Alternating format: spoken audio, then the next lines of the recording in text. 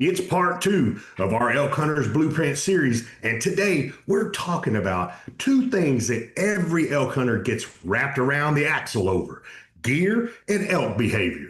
Look, y'all, you don't need a truckload of gear and every gadget on the planet to kill an elk.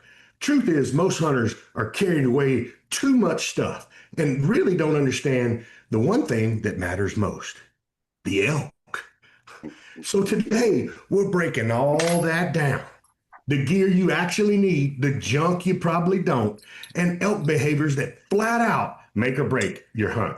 That discussions, our listeners' shout outs, and questions from our ElkBros mailbox. So, my friends, pull up a chair, adjust your volumes just right, and welcome to Blue Collar Elk Hunting. This is my life, country born and raised. When that whistle blows, I'm on the trail, pounding in my head. There's a will, there's a way, there's a way, there's a way. Welcome to Blue Collar Elk Hunting, brought to you by ElkBros.com, with your host Gilbert Ornelas and elk hunting coach Joe Gilliam. You want to hunt elk, and they live to hunt elk. Their goal is to share with you what they have learned grinding it out for over 35 seasons, doing what they love. So come on into camp and set a spell. Welcome to Blue Collar Elk Hunters.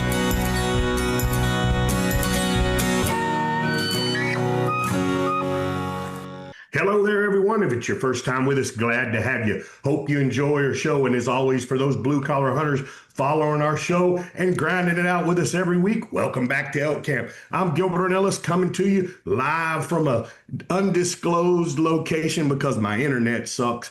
But at the end of the day, joining me today live on the show is the one and only my missile builder, the VMF, the BMF, whatever you want to say. Luis Gonzalez is in the house. No, we got the ninja. Luigi. The ninja, Mr. Leroy Chavez from Cimarron, New Mexico, the man with the golden voice, and the owner of the Western Contours podcast and Western Fly Covers, the one and only Guy Duplanches in the house.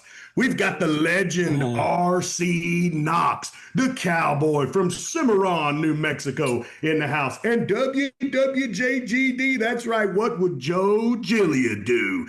In the house tonight, guys. I'm so excited about this series that's come up. The first series and the second series. Welcome back to Elk Camp, boys. Yeah, it's going to be a series. It's going to be a lot to it. When you start talking about Blueprint, we're just taking each of these parts, man, and we're just starting to hit them. Just for that beginning elk hunter, to that person that's struggling a little bit. And really, you know, when you start breaking some of this stuff down, like what we're talking about tonight, like elk behavior. You know, one of the top things that I hear, like right now I've done profiles on all of our hunters coming into camp, right? They have to fill out a hunter profile sheet.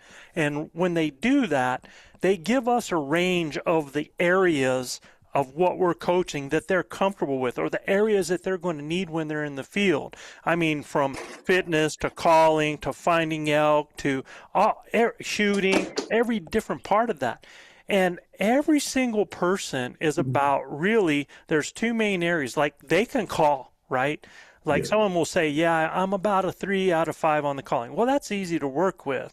But then when it comes to finding elk, or knowing what to do in a situation, or how to respond to a response, you know, that's when guys are like, well, I'm a 2 out of 5, I'm a 1 out of 5. I just don't really get that. And it's because they don't understand elk behavior. And there's some basic principles, really, or rules of how these critters live, that if you understand that, you know, you get so much out of it. Yeah, it cuts the learning curve down. Oh, dude. Big time. So how many scenarios do we get from people or they'll go talk to you and say, Gil, man, I was on this bull, and I gave this bull a cow call, and the bull responded back, but he kept going away from me, right? You know, and when I hear people say something like that, my first response is, what time of the year is it? Yeah. Right? And what time of the day is it? Because those two things tell you so much. Yeah. Right? So I'm just really excited about this and the whole gear thing. And the reason I like this gear thing is because we have Luis here, right? Yeah, yeah. We have the two gear gurus with us today, fellas, Yeah. in Guy Duplanche and Luis Gonzalez. That There ain't title anything made that they ain't got or have an opinion on. that title is guys alone. I just I'm a I don't know hoarder about of that, gears. dude. I'm here just to explain why you shouldn't pack too much crap. Yeah, Guy is here to tell you which crap is good crap. exactly. That's about And it, really, well, you know, think about it, man. When we start talking about like that part of it, the gear, right? And we're going to get it way more in depth, but here's a taste of it, y'all, is like, why is it that people overpack so much? And I want everybody to think about that. I can tell you right now, but I won't. Well, all I know, man, is Wait for my me. brother Luis. The first time he showed up to hunt with it. This dude, man, I love Luis, man, because if he brings an item, he wants to use an item, Yes. right? Straight down to this Yeah. giant 6-foot long I end up machete. using a lot of stuff. I went to go Because lift most this people forget the stuff, right? So you got to borrow it from you. dude. I went and lifted his pack, dude, and I thought he was carrying a quarter. You know. And the sad part is, Joe, that didn't change from year 1 through year 5. Yeah. It's lighter now, though. I can tell you that. I remember seeing stuff starting to fly out of the pack about day 3. Yeah, exactly. That's every hunt is the same thing. I go in overpacked, overweight, and then day 2, day 3, I start shitting stuff off. Of my back. You start whatting stuff off? Shedding. Oh. Why do you do this all the time? RC, why are you laughing? I see you laughing back there, dude. Careful. Hey, Joe, I will say though, as we go into it, just so the listeners and us can think about it, you need to consider what type of hunting you plan on doing. Are you base 100. camping? Are you backcountry? Are you going for a week? Are you going for a month? So as we go into that will branch that discussion out and really clean that thought process up for folks that are listening to us. I think dudes that are going past 7 days have to think a lot more about some things, right? Than people that are going 7 days. But with that said, if when it comes to like certain things that you have to have, whether it's 7 or it's 15 or it's 20, right? Yes. Yes. So there's some things that you have to have, but there's some other considerations that you need. Again, like you said, there's variables in every hunting situation. There's variables in every hunter and what they're going to do. And we're going to have some interesting conversations about that. And look, y'all listening, man, look, thanks for all of the cool emails about, man, it's so great to hear all y'all back together again, It's so cool to have all my brothers around here with me and everybody be around the campfire and have our regular camp camaraderie, man, because that's why we started this in the first place. Yep. The listener spoke and we listened. Yeah, absolutely. So what we're going to do is we're not going to spend a lot of time on the BS side. We're going to start rocking and start getting into things right away. So what do we got to do next, man? Joe, we're going to go to the ElkBros mailbox.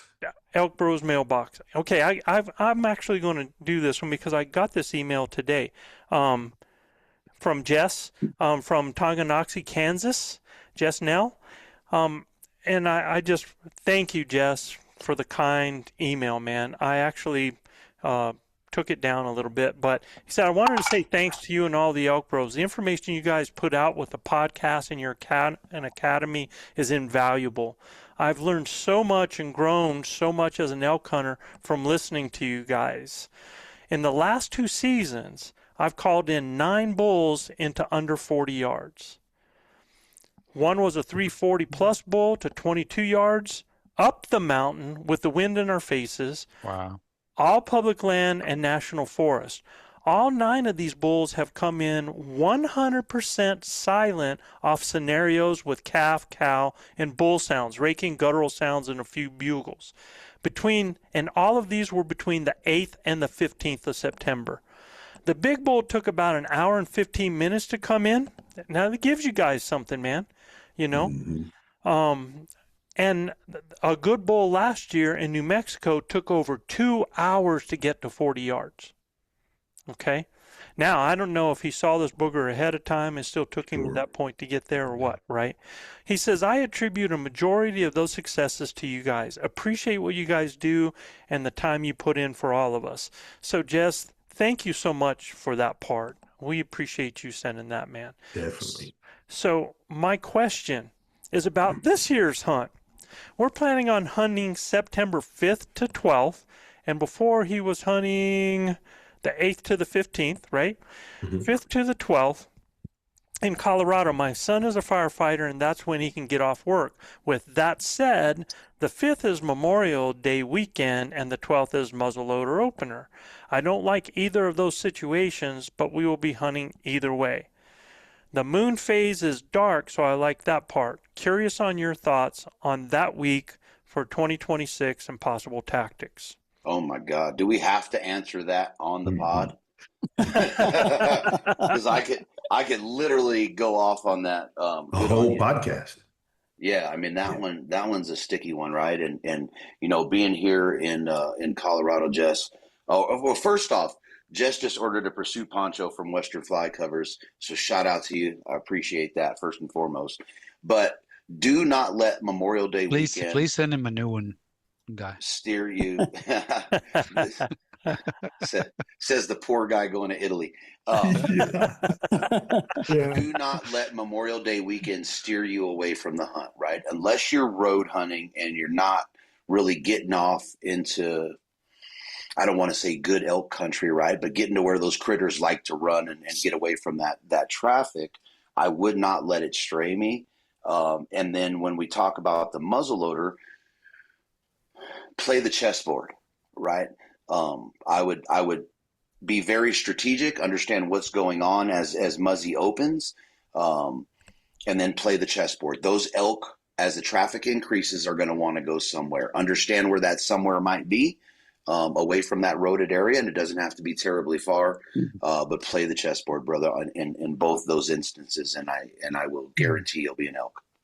Yeah, because the elk that you come across, so I'm with Guy, man. I don't worry about Memorial weekend. A lot of those people are going to really, and look, just because you're hunting on Memorial weekend, I'm not talking about you, but I have seen a lot of hunters that come in just for Memorial weekend. That's not only just a hunt, it's a good time, right? And so they kind of get in on the day and get everything set up. They like to spend a lot of time around camp. It's about that part of it for a lot of those people, right? And you're right, there's a lot of people that are cruising and moving, right? So yeah, I don't worry about that so much. And then you end up with the solid part of the week when everybody's disappearing like that. And when those guys are coming in for the muzzy, you're still going to be on them on the days that they're driving in to start set everything up, right? So, and Guy's totally right. Elk don't disappear, man, when they get pressured. They just relocate. So you just got to figure out what that's going to be. And generally, it's not that far. You know, they just push out of the pressure, and then they deal with it. They see it all the time, Joe. You know, they're used to having people around them. They're used to being around vehicles and things of that nature. They'll just push. They'll push into another little pinch point or another little drainage, and you know they won't be stray too far away from that, unless you put a ton of pressure on, a ton of heat on them, and they smell you. You know, then you can kind of run them out of the country. But for me, 2 years ago we were in Colorado hunting on the opening day, and I mean we hunted all the way up till the 9th, I think, of September, and man, we were in elk almost every day. You know, me, RC Knox. I mean, we had it going on. And, you know, we all had some opportunities at young bulls. Nothing on a grander side of a mature bull, but we had plenty of opportunities to kill a cow or a spike or a raghorn that just didn't meet Heck, RC and I could have been done in the first 15 minutes, if we'd have been able to shoot what was in front of us. So you're gonna be around them, man. And I've said it all along that was a very populated place that we hunted, and I felt like it helped us. Yeah, there were a lot of people coming in and out on that Memorial weekend, right? Yep. But it didn't really. I think the elk went up to a little bit different elevation, a little bit. Yeah. But that was about it. That's it. They just, like you said, they just eased up to the next bench. Yeah. That's Yeah, they trying to get above it. they find those hidden pockets. Is this the second week or the first week? So that's actually it's the end of the first week, September 1st through, right? So it's the end of the first week. And that's the other thing, man. Just because your son can't be there until the 5th doesn't mean you can't be there on the 3rd or the 2nd and already have things located when he gets there, and have some things figured out. So that's just a thought, man. For sure. Great question. Yeah, start early and late. That's right. Yeah, stay in the fight, brother. Don't get discouraged. Looks like you've already, started calling bulls in the last couple of years. You're around them in a good area. I mean, you're going to prevail, man. We're proud of that. And think about the dates that we always hunted, Luis, right? First. It was like the 4th to the 12th, 4th to the 11th, right? Yeah, those exact same dates. Yeah. Every time. So, and I love that time period, y'all. I really do. Yeah, and I don't know what the weather situation is going to be there all summer if it's super dry. I mean, about 6 years ago, we hunted there, and Chav sat water holes, could have killed bulls every day on them water holes. So, I mean, don't discount that if it's real dry and you find some really good water sources. So and they were coming in the middle of the day when most people were going back to camp, right? That's right. Yeah. Yep. There we go. Hope that helps you out, boss. Go tear it up. Absolutely. Guys, well, you know what time it is. It's time for our ElkBros shout out. If you're new to the show, it's just shout out to our followers in a few cities with the most listeners topping our charts this week, Joe. Yes, sir. Cabez, you're on it. Let's see. The first one, home to the shortest railroad in America and once the highest point in Berry County. This week's top listening city is home to professional bull rider Mason Lowe. And with about 700 residents, everyone either knows you, knows your grandma, or remembers of one embarrassing thing you did in middle school. And this is in Exeter, Missouri. Exeter! Yeah! Exeter, Missouri, the show me state. Yeah. I always say, man, them boys from Missouri, all them folks from Missouri love to hunt. They do. Yeah. Yep. We lost a really good friend of ours, Mr. Ron Peters. Shout out to Mr. Peters. It was a long-time customer of Carl Gamage, and he'd been a customer of mine, come Nilgai hunting with us. We lost him this past year, fell out of a tree stand. So our hearts and prayers go out to the Peters family, phenomenal family. Ron and his son Shane were phenomenal characters to be around in elk camp, to say the least. Our thoughts and prayers are with you guys. It was never a dull moment. Never a dull moment within camp. All right. Well, next up, let's see if I can get through the tongue twisters that Joe puts me through. But it turns out not even him knew how to pronounce some of these things here. But just minutes from downtown Detroit, the stop listening city was originally called Lochmore. Back in 1927, Oscar winner J.K. Simmons is from here. Little Tony's here is famous for burgers, chili, and classic Detroit area tavern energy. And this is Grosse Pointe Woods, Michigan. Michigan in the house. All right. Awesome. Michigan. I guess there's more. I think I heard something like there's multiple Grosse Points. There's like different ones. They're like almost like 5 points or something like that. And most of them have access to the lake, but this one doesn't. Yeah. Interesting.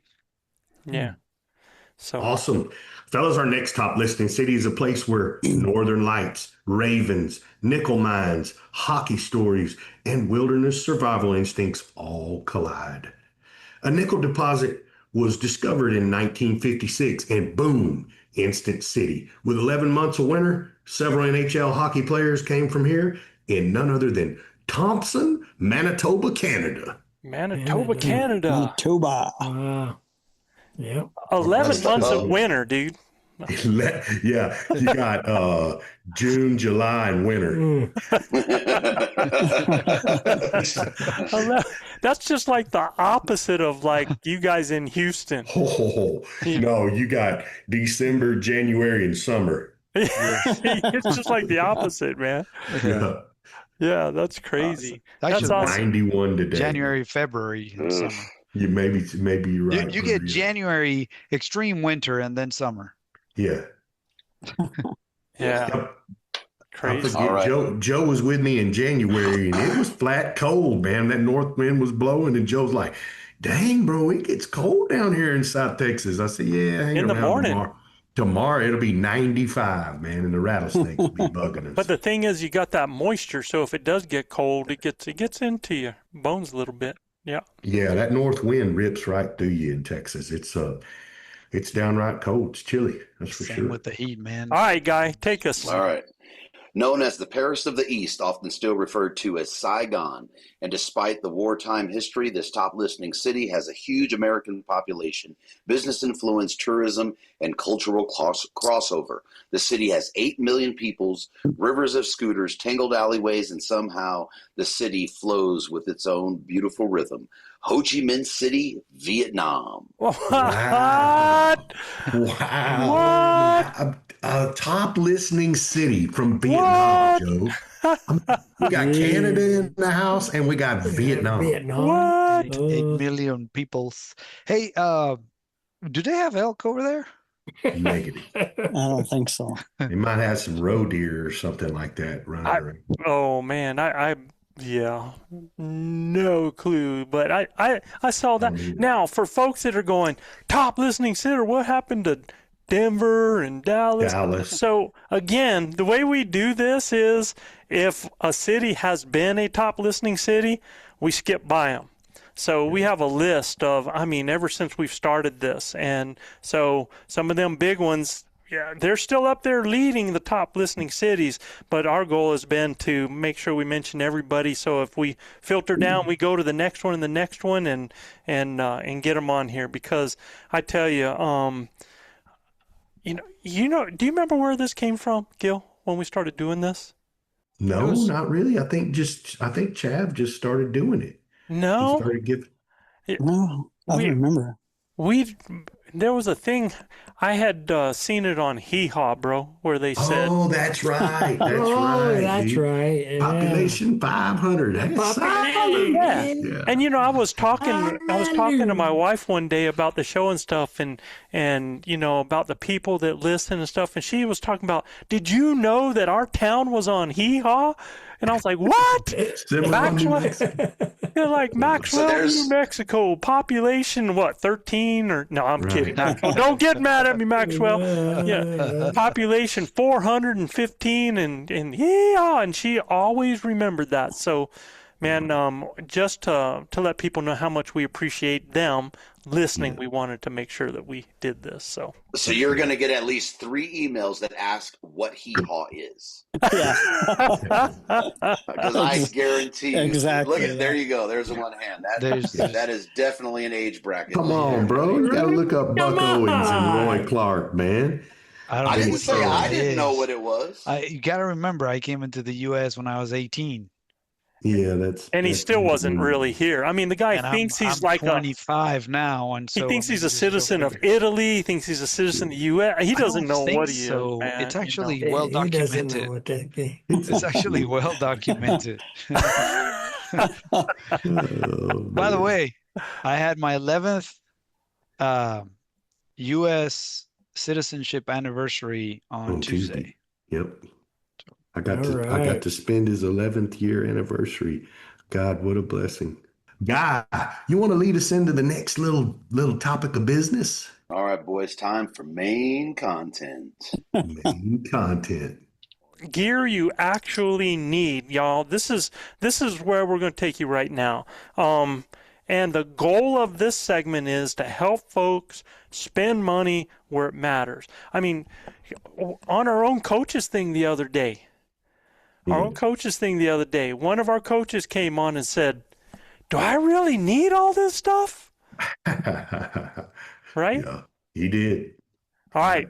So if they don't, we were talking about Luis. We were giving Luis a hard time, and Luis says he's still going to do it. What are you bringing this year that we haven't seen, Luis? You haven't seen the size of my pack yet?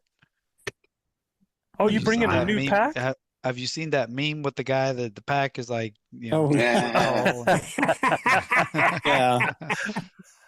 Yeah, Joe's seen that because he tried to say that was me a few times. yeah, Yeah. the same. Well, The guy I've, that carries I've seen, 2 packs. I've seen I've seen how both of you guys roll, right? Both Luis and Guy. And when we talk about gear, these two guys are super synonymous.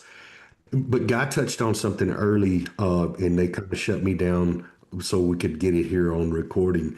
Is it's really dependent on how you guys are going to hunt, right, Guy? If you're going to hunt off your back for a month, or if you're going to be in the back country for 5 to 7 days, or if you're going to hunt from a base camp, really kind of your gear predication needs to be done on how you're going to hunt, right? So need to kind of make a plan on how that looks. But what are the But there's- things? Or extreme weather too. For sure.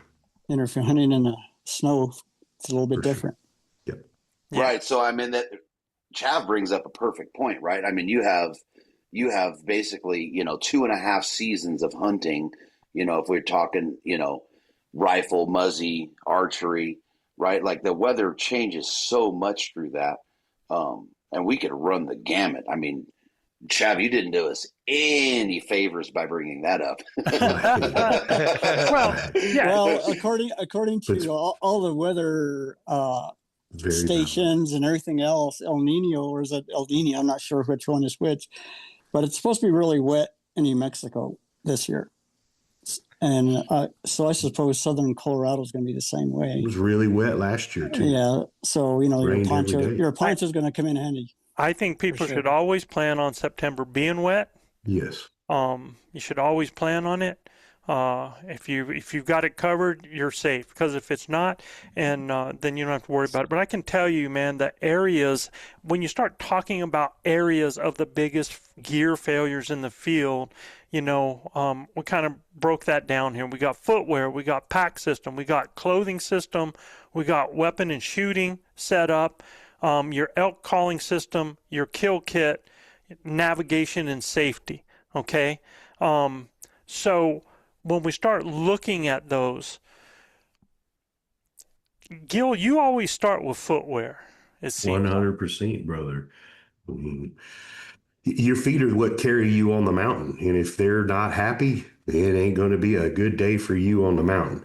I learned that long time back. And I tell you, it all starts with socks. You cannot skimp on cheap socks, man. You want something that's going to wick away moisture from your feet, because if you can keep your feet dry, you can fight another day.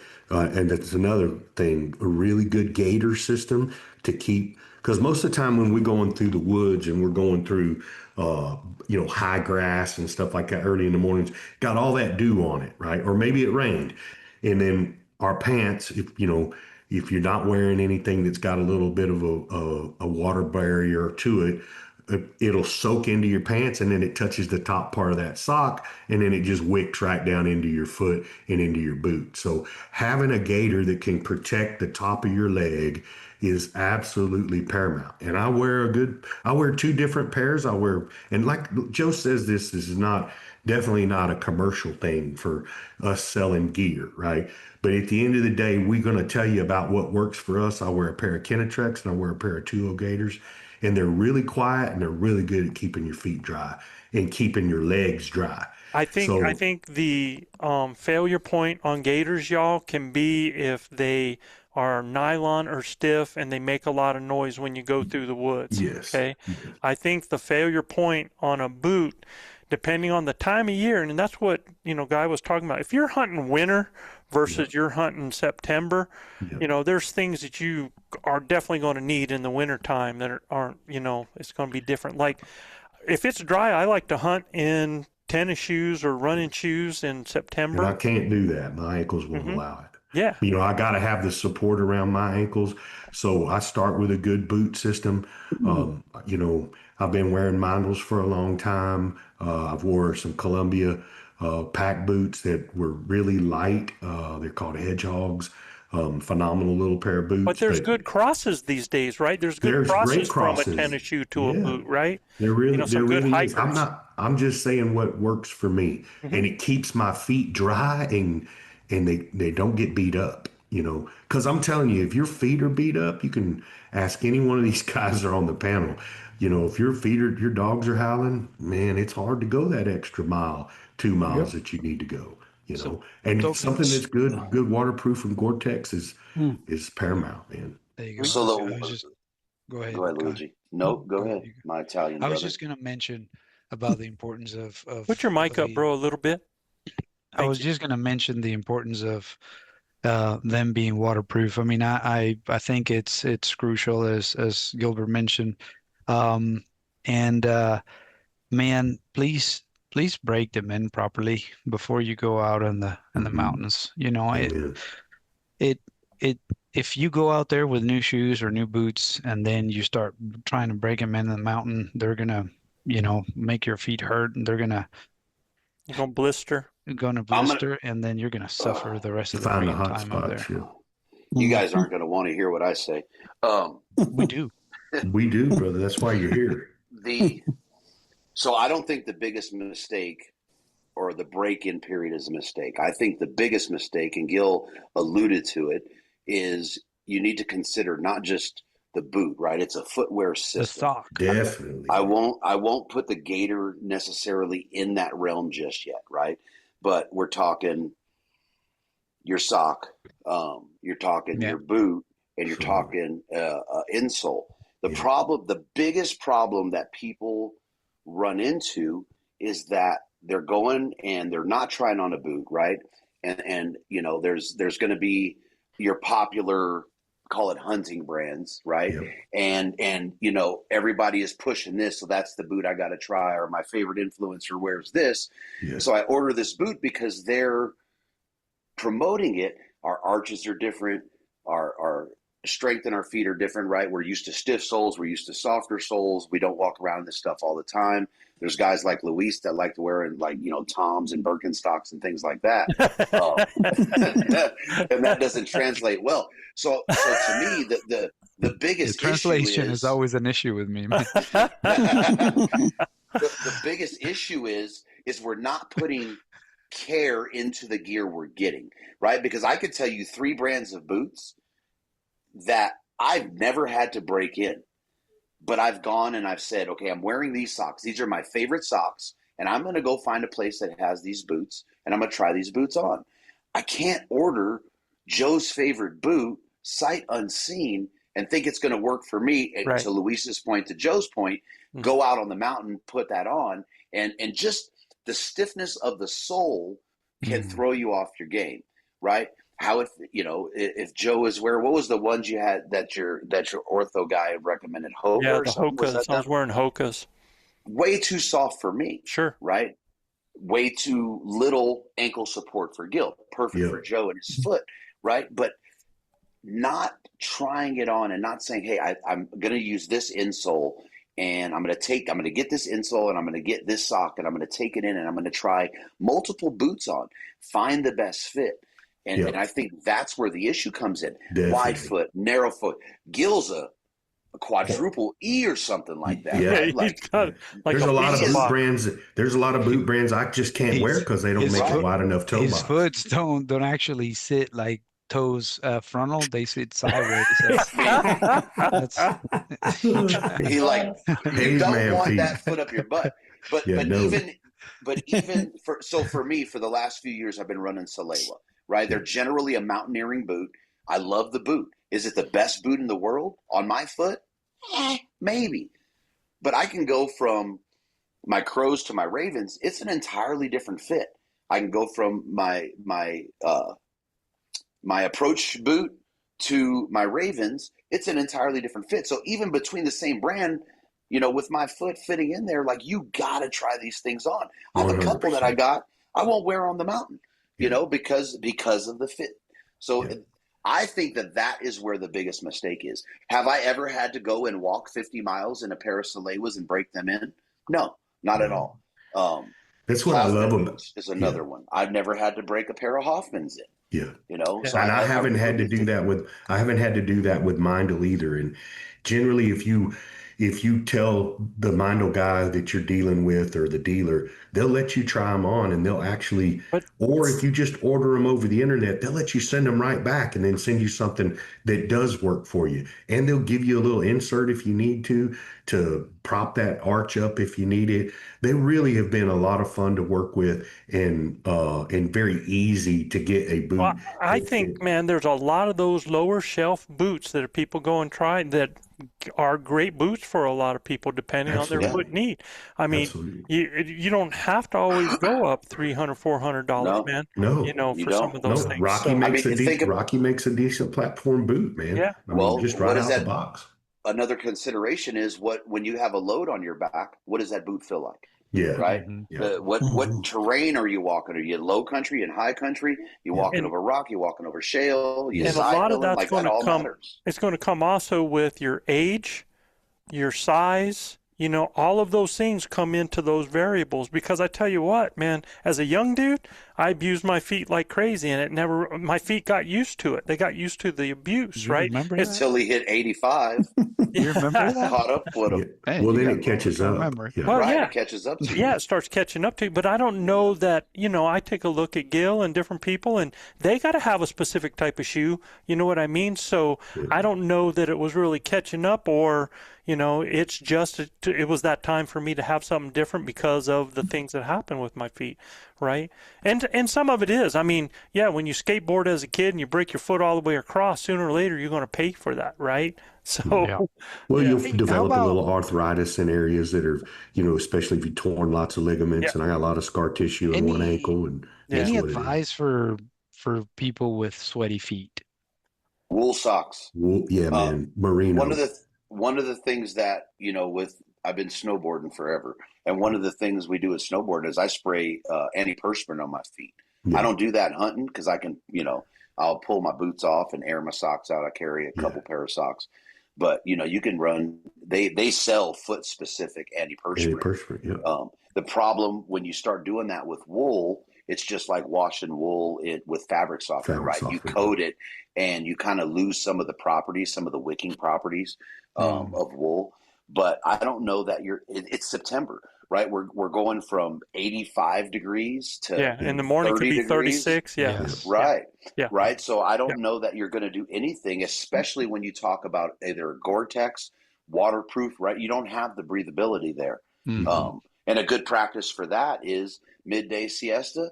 The boots Heck are yeah. coming off and I'm kicking my feet up Yeah. on a log. But Yeah. that's where Yeah. some of those, those low, ankle covering type hikers don't make yours, they're lighter. You don't sweat as much. They Gore-Tex, a lot of them waterproof. So there's a Some lot of people's things out feet there. like mine just sweat. I mean, I sweat a lot. Yeah. And I think a lot of it wicks down that sock because I'm just sweating Yeah. all together, right? So for me, man, and I'm going to blame it on Guy because Guy really helped me in my footwear. Like you said, it's a system. When I started looking into the right type of socks, my feet felt so much better all day. I Yeah. mean, yeah, you're going to pay a little extra money for a pair of Woo-Roo merino wool socks, but dude, they are the bomb. And I'm never going to get in the mountains without them on. Whether I'm wearing a really good boot or a crappy tennis shoe, I'm wearing that sock. So bottom line is find you a system that works and work with that. Let's go to the pack system, guys. Okay. Let's talk about packs, man. Day pack or meat hauling system or both. Again, Guy, I know what you're getting ready to say. Depends on what. I'm not saying nothing. Depends on how you're going to hunt, right? I mean, it absolutely right. But when I'm hunting solo, Mm-hmm.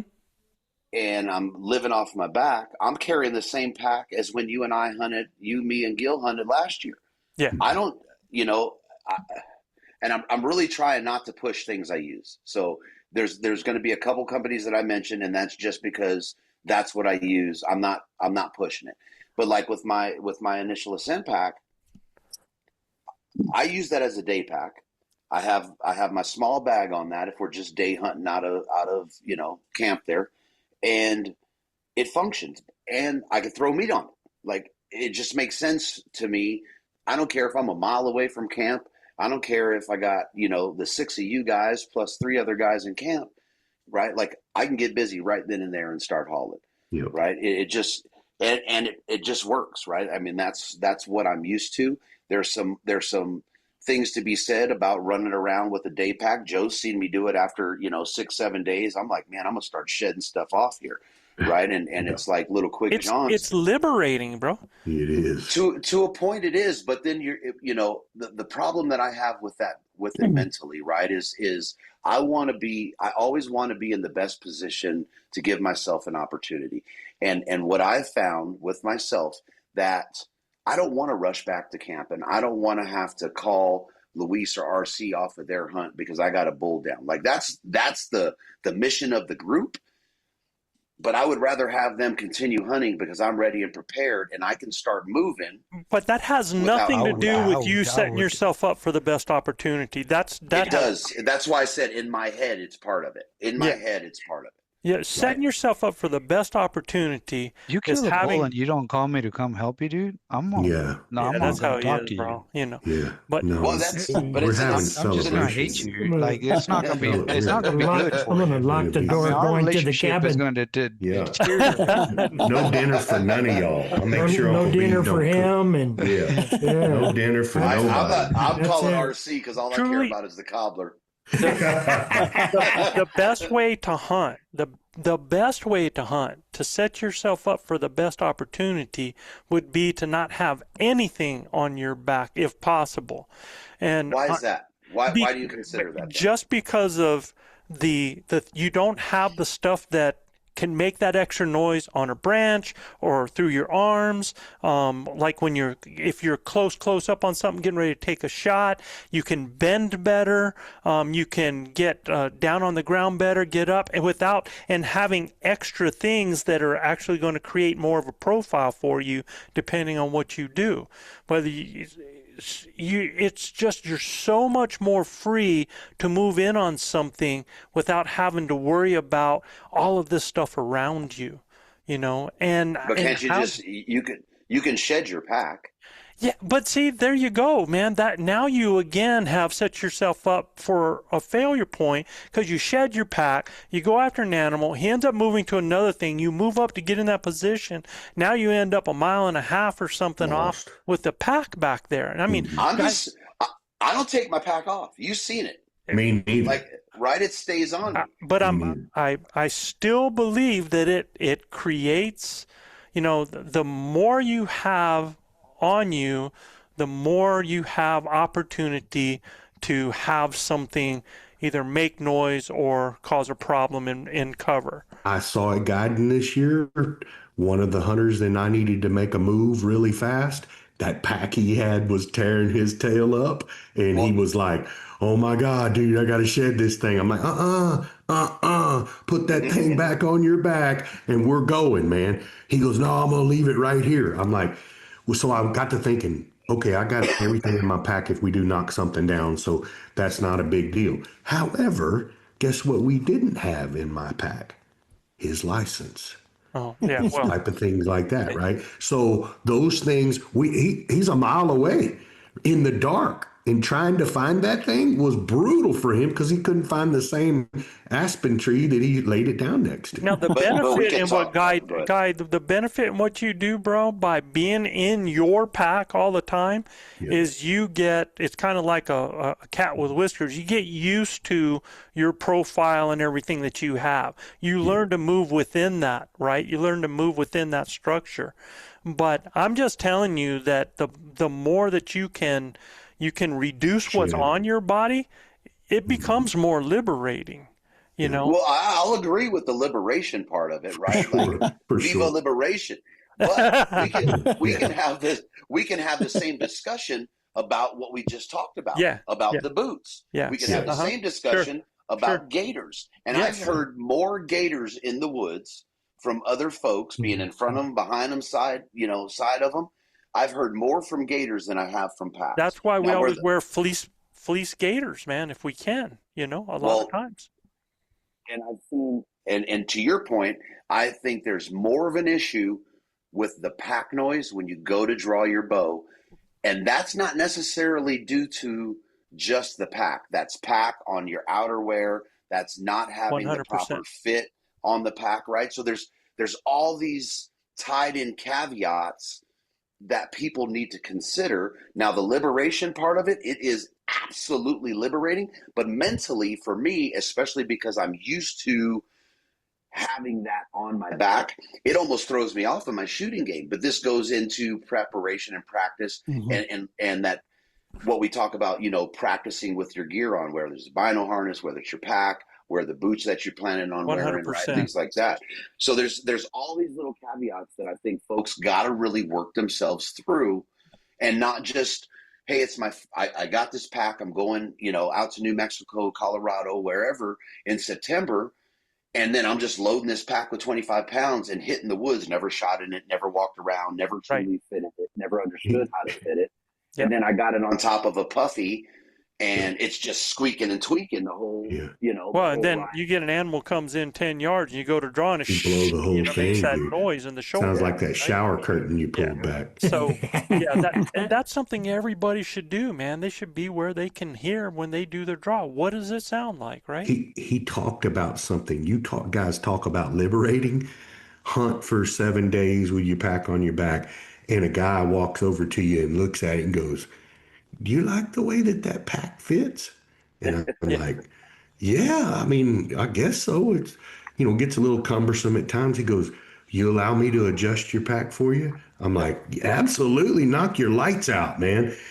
He goes, "Zip, zip, zip, this, that, zip, zip, zip." And I'm like, oh my God. Just adjusting the load lifters a little bit, shifting what I did have on me made such a huge difference. And man, I didn't, I'm kind of like one of those guys that run down the road with blinders on, man. Don't worry about the mule going blind, just load the wagon. This dude dialed it in to where I know what I got on my back now, and now I know how to adjust that to where, man, I'm not in such a bind. I don't have so much riding on my lower back, like lower back enough to where my top of my leg goes numb, if I'm just standing there for a long while. So for the guys that are buying packs, what actually matters in a hunting pack then? I mean, whether or not they're going to get a day pack, a meat hauling system, or they're getting both, right? So what matters, number one, what you're talking about, Gil, is fit, right? Yeah. Okay. Well, that's fit. Load transfer. How does that fit? How are you adjusting that fit? So I would say it's adjustability in the pack, right? Because you're talking millions of hunters that are buying these packs, and the maximum amount of adjustment in, out, up, and down is going to have the best benefit to each individual person's shape and build and torso length, and these are things that people don't consider. And again, it's the influence market, right? Like, marketing is a big thing in hunting, right? Like, we can't avoid it. All of us fall victim to it at some point, but you have to understand how much adjustability is in this pack, and is it going to benefit me? And what happens is, you buy a pack, I got it, it's great, you put it on, well, you just spent, call it $400, right? And now you're suffering, and you're just suffering through suffering because you haven't figured it out. You didn't look at it. You're not trying to. It was Gil. I'm watching Gil walk up a hill, and he's hunched over the whole time. And I'm like, no way, I'm going to let my brother walk up this hill bent over and going to be trying to straighten up when he gets to the top, right? So it's really the adjustability that we miss. And again, like, it's not easy to go try this stuff on. No, right? it's not. we're seeing more and more stuff, right? Well, and you bring something up, the adjustability and the simplicity of that adjustability, right? Dude. You know, Yeah, and my pack don't even have that much adjustability in it, right? But he knew enough to look, if you just move it this much, just a little bit, it's going to mean a whole lot for you. So, I run a day pack. I don't run a big monstrosity pack where you can, freight meat out with it and stuff well, like that. So my day pack's a Diablo, from Badlands, and I like it because it's, very well put together. It's tough, it's rugged, and it's quiet. It's so absolutely listen to quiet. what you just said there. You just gave the things. It's tough, it's rugged, it's durable, it's simple, it's adjustable, and it's quiet. Quiet. And you know, we talked about amongst us accessibility, and Guy was like, "Well, should that be organization or accessibility?" And you can have your pack organized, but they got to be together. You got to be able to access the stuff that you need to access. I'm telling you, the best pack, and I don't know why Badlands quit producing it like that. I have a Badlands pack I used for 15 years, hated to get rid of it just because it had those bellow pockets that were kind of a big drop in here on the side. They weren't little where you had to zip on. They were like bellows in there, and you could literally put compact binos. You could reach in there, drop things in there, and just get to them, access them, drop them in with so silent because the accessibility was there. And it was huge for me and part of my success. If I needed to look at a critter over there, man, I could get those little compacts out without going searching and unzipping and all of that stuff. I can give you a bino harness. Or you know what he'd do, Guy? He'd tap on the back of his pack and point to me. Get him out. Yeah, get him out. Bino beach. All right. Let's go to So Guy brings up another thing that really changed the way I guided this year too. And I think I'm going to implement it on my hunting strategy is I'm going to hunt with a laser pair of binoculars, right? That can range find with my binoculars while I'm bow hunting. I've never bow hunted with a bino harness on. I didn't like the way it felt, but man, when I did it guiding this year, it was a game changer. what time of year was it when you were guiding, brother? Yeah, so October, Right. October, November. That bino harness on in September? Yeah, I don't know how I'm going to feel about it, You'll sweat your butt up, and then you won't even want to take it off. Anyway. That's Yeah, right. I sweat anyway, no doubt. He'll sweat anyway. Yeah, and Like, I run a good harness. I mean, it's a good harness, and it's quiet and everything. So I just like the ability to be able to do everything with one shot and then have them there. I don't know, man. I really enjoyed it. So If you're kudos to hunting guys for yourself, pushing. though, you're hunting yourself, man. You're needing to range and see an animal and not grab binos and see an animal. No, no doubt, no doubt. I still, like I said, the jury's out. I might run a day or two with it and see how I like it and how I don't. Yeah. Literally flip. We're having trouble hearing you, Guy. You might want to pull them out because we're having trouble hearing you, man. Are you? Put them away. Every Put 'em now away. and then. Kind of goes in and out. Yeah. All right, Now we're gonna make Like you the go back to camera the other too. one. It's about making me dizzy. that. Yeah. Yeah, much better. Joe's gonna change it up on me again. So I just want to close with understand on the pack thing, right? Understand how you're gonna be hunting. Don't just go buy the fast easy pack. Go try some packs on. Don't try a pack on with no weight in it. Like, it looks goofy, but walk in whatever store or whatever it is with a sandbag or a 25-pound dumbbell or something. Put it in that pack. Try it on. That's what's going to tell you how your fit is. I think there's opportunities at some of these 3D shoots to try some packs on from whatever your preference in terms of brands are. You can reach out. I'll, shamelessly plug it a little bit, but you could reach out to the Initial Ascent guys at any point and find out where they're going to be this summer. And you can go try a pack on with 25 pounds, 50 pounds. They'll load you with 120 pounds so you can see how that pack feels. Yeah. So I just can't see people, not same the boots, right? You can't go in the woods with this stuff without trying it on checking that fit, making sure that it's solid. And Okay, if you can so try multiple people's packs on, it's even better. we're going to clothing system, and I'll tell you is he's very right about that. You know, if you're day packing it, it should be within a certain distance.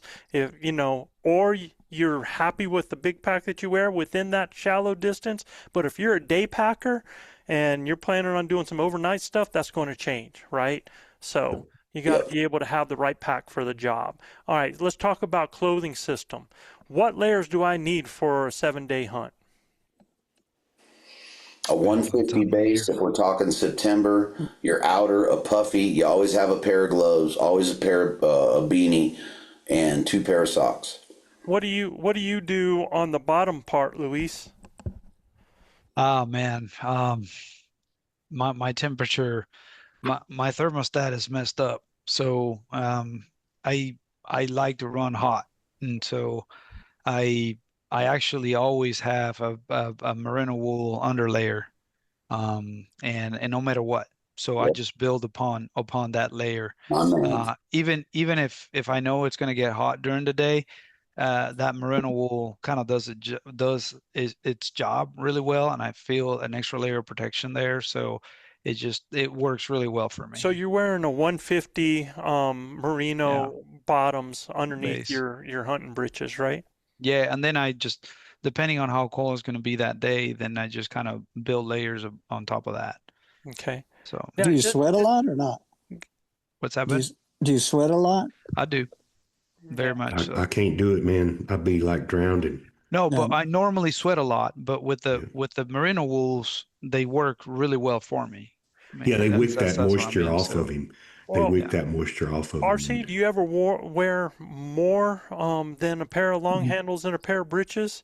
Do you ever have to go above that? I've never had to go beyond that, even in cold weather. No, I haven't. I mean, I'm like Luis.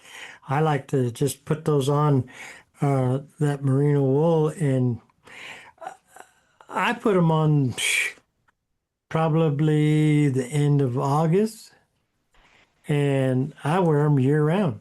I mean, almost year round, and you get adjusted to it to where I don't sweat that much with those things on, and Yeah, same. but So I tell you what, if I try to go without them, Yeah. it's like running around without any clothes on. I mean, it's I cold. agree. I mean, it's cold. yeah, Feels I a little get bit cold naked. easy. Yeah. it's got to be cold for me to wear my Oh, 150s dude. on my bottom, man. So it's got to be No cold. doubt. I wear a merino wool boxer, so that helps in that area.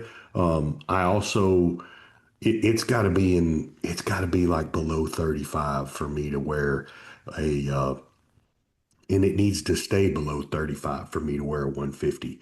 I mean, otherwise, I got my merino boxers on. I'm wearing a pair of climb pants. I hunted in a 150 and in the climb pants in 9-degree weather up in the Martinez, and I mean, Big O. I had no problem. So With that's what I your want to health, do is I want your health changes though, bro, you might find it a bit different this year. Yeah, taking the blood thinners and stuff like that. Maybe so. I well, don't know. I I've still lost sweat pretty 21 good. pounds and I'm colder these days than I've Yeah. been. Yeah. So yeah, that's one thing. Yeah. Now, And then less effort I want to from talk your about heart. the layer system. So like what Guy said, a 150 for a base layer, right? Yeah. Okay. Yeah. You have a 150 for a base layer. Then, I'll tell you this. I keep, and guys, we're talking about merino as a base layer. And I don't, used to use long johns, yeah. just regular Walmart long johns Mm-hmm. before that. Yep. Merino is just more a bit Moisture more wicking. comfortable, right? And it helps with my sweating, but And they nothing don't wrong stink. with, They don't. They yeah. don't. But as That was far the as thing that I was going to base, say. Nylons, like I can't wear nylon anything. No, I no, can't me either. neither. You Me put neither. some nylon chonies on me, man, and Yeah. it's got Chafing all up. I'm the same way. So that Yeah. that was the thing I was going to say is when I went to merino, I went to one piece that I could wear an entire hunt versus 7 or 8 of those pieces, man. Yes. So Now that we're getting there. Most definitely. control the Hey, scent. I was just gonna say, it's something that's worked well for me too has been scentless powder. Yeah. Yeah, I use a Mando too. I mean, that scentless stuff where you can rub it on you and it cuts down a lot of that moisture that, Mm-hmm. I derives use around that's the it. male areas. Yes, It's well exactly. worth its So weight. we're Yes. talking about a 150 and then a shirt over. I keep a 250 in case we end up with a morning on there. I do a vest system and a puffy. So that's kind of my layering system right there. 150 and that 150 is without a hood. I end up with a camo uh, shirt over top of that, whatever I want it to be. And if it can be, even sometimes it's short sleeve, sometimes in there. I don't do that a whole lot anymore. I found like, that the merino is keeping me cool on there. I keep a 250 hoodie in case I have real cold mornings out there. And then I've got a vest and I have a puffy. And with all of that, I can. Yeah. I I have wear the a 100 puffy. and I have the 100 and puffy a as a vest. That's backup. it. But I don't like use if I'm using the puffy, it's because I'm cold and I'm not Yeah, hunting. Puffy exactly. is if I've Yeah. stopped to rest If or if yeah, I'm if taking you're a cold, if nap you're or not hunting, yeah. correct. Getting in the And buggy. so I'm the not hunting in 150 the for puffy. me, yeah, I agree, is that my base layer. Then I put my hoodie on top of that, which that's my camo, and then I bring a sweatshirt. I use them Batlands sweatshirts or the Tuo sweatshirts. Hmm. And that's so when I leave in the morning, I have 3 layers basically, including the sweatshirt. And then when we start climbing, I take it off and I put it in my back with my puffy. Yeah. So those are And I my wear the So, 100, so What the did you yeah, say, so Jeff? 100 with the hood. so those people that don't have 2.0 gear, how would you What? define We're 150, not talking It's 250? 2-0. yeah, that I'm goes just talking a across. weight layer. That goes across. That's your weight, Chef. So that'll go Yeah. across your 150, your 250s, your Yeah. 350s. Across Any the merino, brand line. base layer or next layer, you can get 150. You get your 250. You can get a vest in just about anything. You get a puffy in just about anything. So all of those will go across. From First Light to all different That's a types of product. universal numbering system Yeah. for the Yes, wool. sir. Yes, Yes, sir. it's a Okay. weight. It's a weight of the Weight. merino Yeah. that you're wearing. And Okay. I'll tell you, not because we love 2.0 gear, but they're puffy. No, I've never worn another one that's any warmer or any What lighter or any better. what about It's what just about phenomenal. rain gear realities in elk country? So, I mean, you're talking to the guru. I mean, he's got the finest pursuit poncho in the world and fly covers that keep your gear dry. I mean, I use a very good used poncho that was gifted to me. Um, but that sucker's but from Western yeah, fly covers, yeah, baby. I yeah, mean, yeah. at the end of the day, we use that gear, Joe. We use it in every little rainstorm, whether it's covering ourselves or covering our gear. And Why not a why I not a run the rain ballistic. top and Yeah. rain bottoms Yeah. versus a poncho? I would run the ballistic 2.0 gear That top and bottom. And it's the fine. Well, reason that the pursuit poncho came to be is I was going up a ridge. I hit 11,000 feet. I was on the phone with Joe. A storm hit. By the time I got my rain pants on and my rain jacket on, I had to get them out of my pack and deal with all the You were zippers soaked. and fiddling. I was You soaking were wet. soaked. And then Yeah. 3 minutes later, the storm was gone. And now I got soaking wet clothes on. I got soaking wet rain gear, right? The shell is wet. And now I got to take it off, put it back in my pack soaking wet, even after I shake it off. So, that's where Western Fly Cover's Pursuit Poncho was born. And I was tired of having to carry that stuff around. So it was like, what's the lightest, fastest way possible? Joe probably uses the Pursuit Poncho better than anybody I've seen because it's like a magic wand. He reaches to the bottom of the pack, he whips it out and it's on. And then when it stops, he takes 2 minutes, does his roll and stuffs it right back in, never takes his pack off. Right. Right. And it's the best, right? I mean, you're talking 5-10 minute squalls. I mean, yeah, we get heavy rains in September, but we can hunker down with that stuff too. And I've sat under it. I don't want to shamelessly plug it, but the reason is it's 16 ounces versus 1.5 pounds to 2.5 pounds, and it goes on. And what do you guys think? 15 to 20 seconds, Easy. and you're covering your pack, you're covering your bow. It's coming past your knees, so it's keeping all that water off of there, and you can still hunt in it. And yes, because of waterproof materials, it's a little loud, but it's not as loud as them pans rubbing together. It's not as loud as your pack squeaking on, the rain gear, on a jacket. The hardest Not the gonna hardest do a part for lot me of is to hunting be in able it. to. What's that, Luis? I was gonna say the hardest part for me, like the reason I just hunker down and just wait, because if I have the poncho and I have the hoodie of the poncho, my hearing with the hoodie is just all disturbed. Like I can't hear very well because of Remind me to show you general a trick in camp. But yeah, what did you pull it back with a hat like that? Yeah, yeah, I just pull that behind my ears if that's a concern. yeah, It's yeah, not going to yeah, help. absolutely. If it's raining, it don't really matter much. And Correct. I tried years ago, and actually, I put the bug in guy's ear about a poncho, man, because that's all I'd ever done on the mountains out there, man. And Yep. what was so Same. cool was when he started to do it, and he asked like, well, what are some things that you wish you had in a poncho, right? That we don't have. And I'm telling you, the front zip was a daggum game changer, right? So Definitely. that's one of the things. So it was built for that. But ponchos were something that Chav and I have been using for 30 some years. Oh yeah. So Yep. yeah. I mean, you can go get a poncho off of Amazon, right? Like, and since we're plugging it, since Joe just plugged me even harder, but it's not a PVC poncho, right? A lot of those PVC ponchos, and that was one of the things that Joe and I talked about when I was developing it, was that PVC never loses the smell. Like you can open your pack and smell it a mile away, and Yeah. it's horrible. Been there, done that, right? So There's a lot of them there's that are like rain curtains. There's ones that just have the yeah. terrible smell, and there's the ones that say they're going to keep you dry, but you always feel wet under them. So, Mhm. But when so you open a the lot one of from that. Western Contours Pursuit Poncho, there's Yeah. no lies told. All Only right. dry, baby. So let's just jump to weapon and shooting setup. Okay.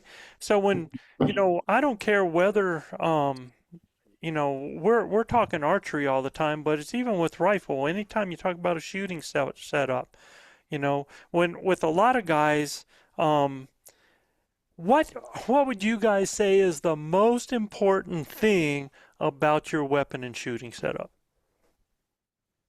It's an extension of me. I've spent enough time where the muscle memory's there, and it's an extension of me. That's going to come after you get it, though, bro, right? So when you're going to get one out there, what are you looking for? Are you looking for the fastest bow? Are you looking for the bow that you can shoot the most poundage? What are you looking for in a bow? It goes back. Grip. It For me, harkens it's grip. back. It harkens back to what we talked about when it comes to boots and packs. Yeah. Go to the pro shop. Go shoot 'em. Shoot everything. I don't care if you like that one aesthetically more, or you want that flashy color over here more than you like that one. Shoot everything, and the thing that you shoot the most consistent in there is the thing that you should be taking into the woods. Yeah. Right. So- It goes back to the marketing. Don't fall for the marketing. I mean, I think, and on that though, I think the two things to initially focus on, is the feel of the grip and the feel of the draw cycle. But it's so subjective, right? Everybody likes draw different. cycle But that's can why you're feel- shooting them, so you can feel Yeah. it, right? Correct. Right, but for a guy that doesn't understand the bow like Luis does, right? If A they don't newbie, understand that feel, if we're saying, hey, we're taking a rifle hunter into bow hunting, and he doesn't have that experience, that's not what's going to register with them. I don't think. Yeah. No, I see what you're saying, but if they're following the advice of trying all of them and trying, as many as they can, I mean, at the end of the day, for them to make that decision, to me, it's kind of that feel, right? I mean, it's how does that bow feel on your grip, and how does it feel during the draw cycle? As long as you're trying to compare apples to apples with the same draw weight, but most importantly, I mean, I tell people when they think about their draw cycle, there's two things. There's as you draw, and as you finally get to that wall and settle, how does that left hand feel? And then also, if you're going to shoot it, then feel how be mindful of how it feels when you release and what the bow does on your hand after it releases. So because all those little things, all those vibrations, all the clunkiness and all that stuff, you have to be mindful of to try to perceive it. That's exactly what you're saying, guides. Those things as a newbie are hard to kind of identify. But if you're trying to be mindful of those things, you probably will notice one or two differences between Especially the major more bows bows. you shoot, you'll feel Yeah, the difference in And the remember your clunkiness or remember you're hunting. So what vibration. is letting you draw as smooth in that cycle Yeah. so that you don't make some crazy movement or anything like that when you're doing it, right? Do you have right. that down? So, Yeah, look, I just moved from a 13-year-old single limb bow to a split limb battle axe, that's really different to draw, right? And it's much more poundage than I've ever shot. But I say that, I mean, that doesn't feel like it's a problem. What is different is the draw cycle, right? And being able to settle on target because it's a different look. You're looking through a different riser, you're looking through a different sight picture, the whole 9 yards. So really, when I let it go though, feels really good, right? So I know that I'm shooting the right bow. It's just about dialing in the intricacies and getting, like Guy said, becoming one with that weapon. I, That's a I, huge deal for your confidence. I And think then, accuracy over speed and poundage any oh, day. any freaking day. Any day, any day. So one thing that a lot of people don't consider, right, is I like my bow to be a little spongy on the back wall. I don't like, that solid limb stop feel. Nope. Like I'd rather have a cable stop. And that's one of the things that you'll have to notice too. Like where are you comfortable sitting on that bow? Do you like a little bit of sponge? I have to have the sponge. Like I could draw a bow and go, oh no, thank you. Yeah, and Like Yeah, yeah. it's right You off don't the want bat. that thing I mean, jumping. Yeah. it's a guys at your level Put your mic up, bro. guys at your level can kind of pick up on that, and Guy, and because that's totally right. And especially, one of the things that bother me the most, just as you mentioned, is those hard back walls. When you finally get it open, I mean, your pin on the front, your whole system is shaking up, and you're spending energy and time trying to focus it. When it's spongy like that and it's soft, then I mean, it helps you kind of be settled already. So Yeah. I don't like And, and even that's a super tip right there, and man. even I like that. the space on that back wall, because some of them, if you Yeah. just relax a tad, they're jerking you, Yes. Yes. Yes. Fire right? bow. Yeah. Yeah. Yeah. Especially with the aggressive cams that we have I today. I like something with Yeah. some forgiveness on that backside, man, because I don't want to feel like as soon as I'm, relaxed Yeah, just a Joe. tad, So for that, for instance, like the no cam bows are like that. hmm The no cam bows. Oh, What by no cams means that like both pulleys are completely round, yeah. and those are like that, just like you're talking about. hmm But they're slower. Now. And to that point, I want to be a little bit of a devil's advocate here because you can be extremely accurate. There's a limit between minimum poundage and minimum speed or momentum uh, and accuracy. You could be extremely accurate, but if you're just shooting straws and you're shooting something very slow, um, 45 pounds, 50 pounds, and you're just shooting like a little straw that is Sure. just very weak. I mean, it doesn't matter how accurate you are, you're not going to kill that animal. Well, that's I was the other gonna- thing about to add into this is your setup is not just your Yeah. bow, it's also Yep. your arrow, it's also your tip, right? Yeah. So that's your setup that you have in there. And you're the mechanism that's doing that. Because I was going to say that dialed and tuned, Yes. a good bow Yes. that's dialed and tuned rides over expensive any day, right? 100%. You know, 100%. Luis, when you start to look at a build, where do you start? Because I start with my arrow weight, right? I know the arrow weight I want to shoot, work so it that's backwards. where I start, and I build from there to the bow. And I think for me, the best part about that, especially if I'm going for a new bow, is I'll build a couple arrows right? And have for me, the weight is always my FPS range, right? Yeah. Like I know where I want to shoot. I know the trajectory I want to shoot. So I'll build some arrows, call it within 20 to 30 grains of each other, right? Just for the sake of discussion. And I'll take those 3 or 4 arrows with me to the pro shop and I'll shoot them, right? And figure out what bow likes what weight. I know what the trajectory looks like. I can ask the shop to pull out their chrono and shoot each different weight and say, okay, this is where I want to be. So for me, it's building backwards off of the arrow. Yeah. And that's such a good topic there. And I think we can do an entire We podcast. could. And I promise won't take much longer here. But all I'm gonna say is Gilbert and I had a similar discussion here, and I'm actually working on building basically a workflow.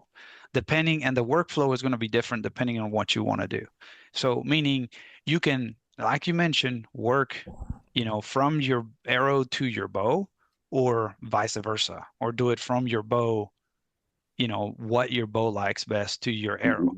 But it depends. I mean, to me, the key here is what are you hunting, and what's your comfort distance, your accuracy, like as far as how comfortable you feel, how far you feel shooting, right?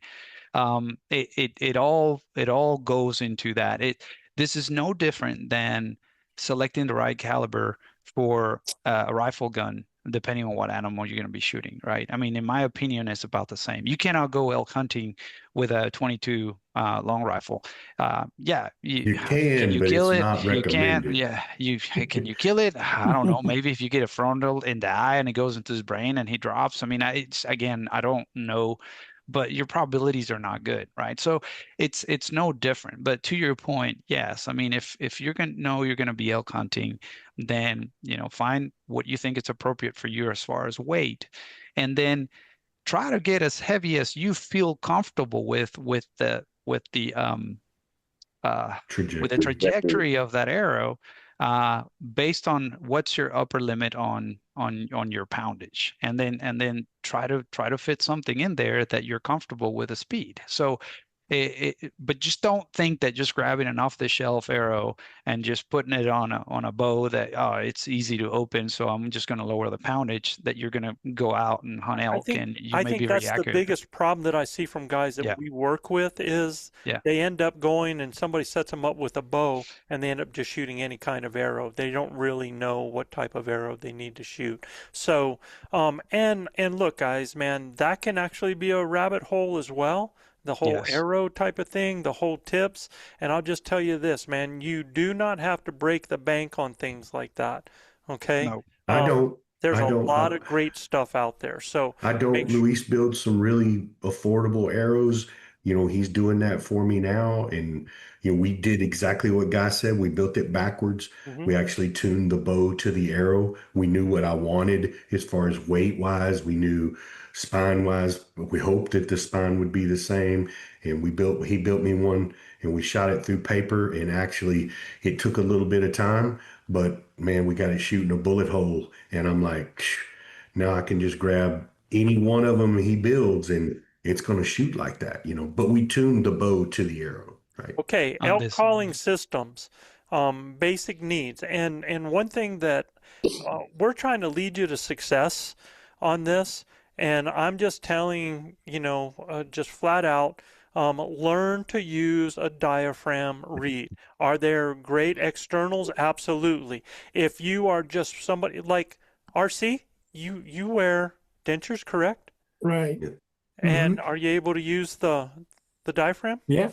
Oh, yeah. You just have to practice. Yeah. Practice and get it to fit your mouth.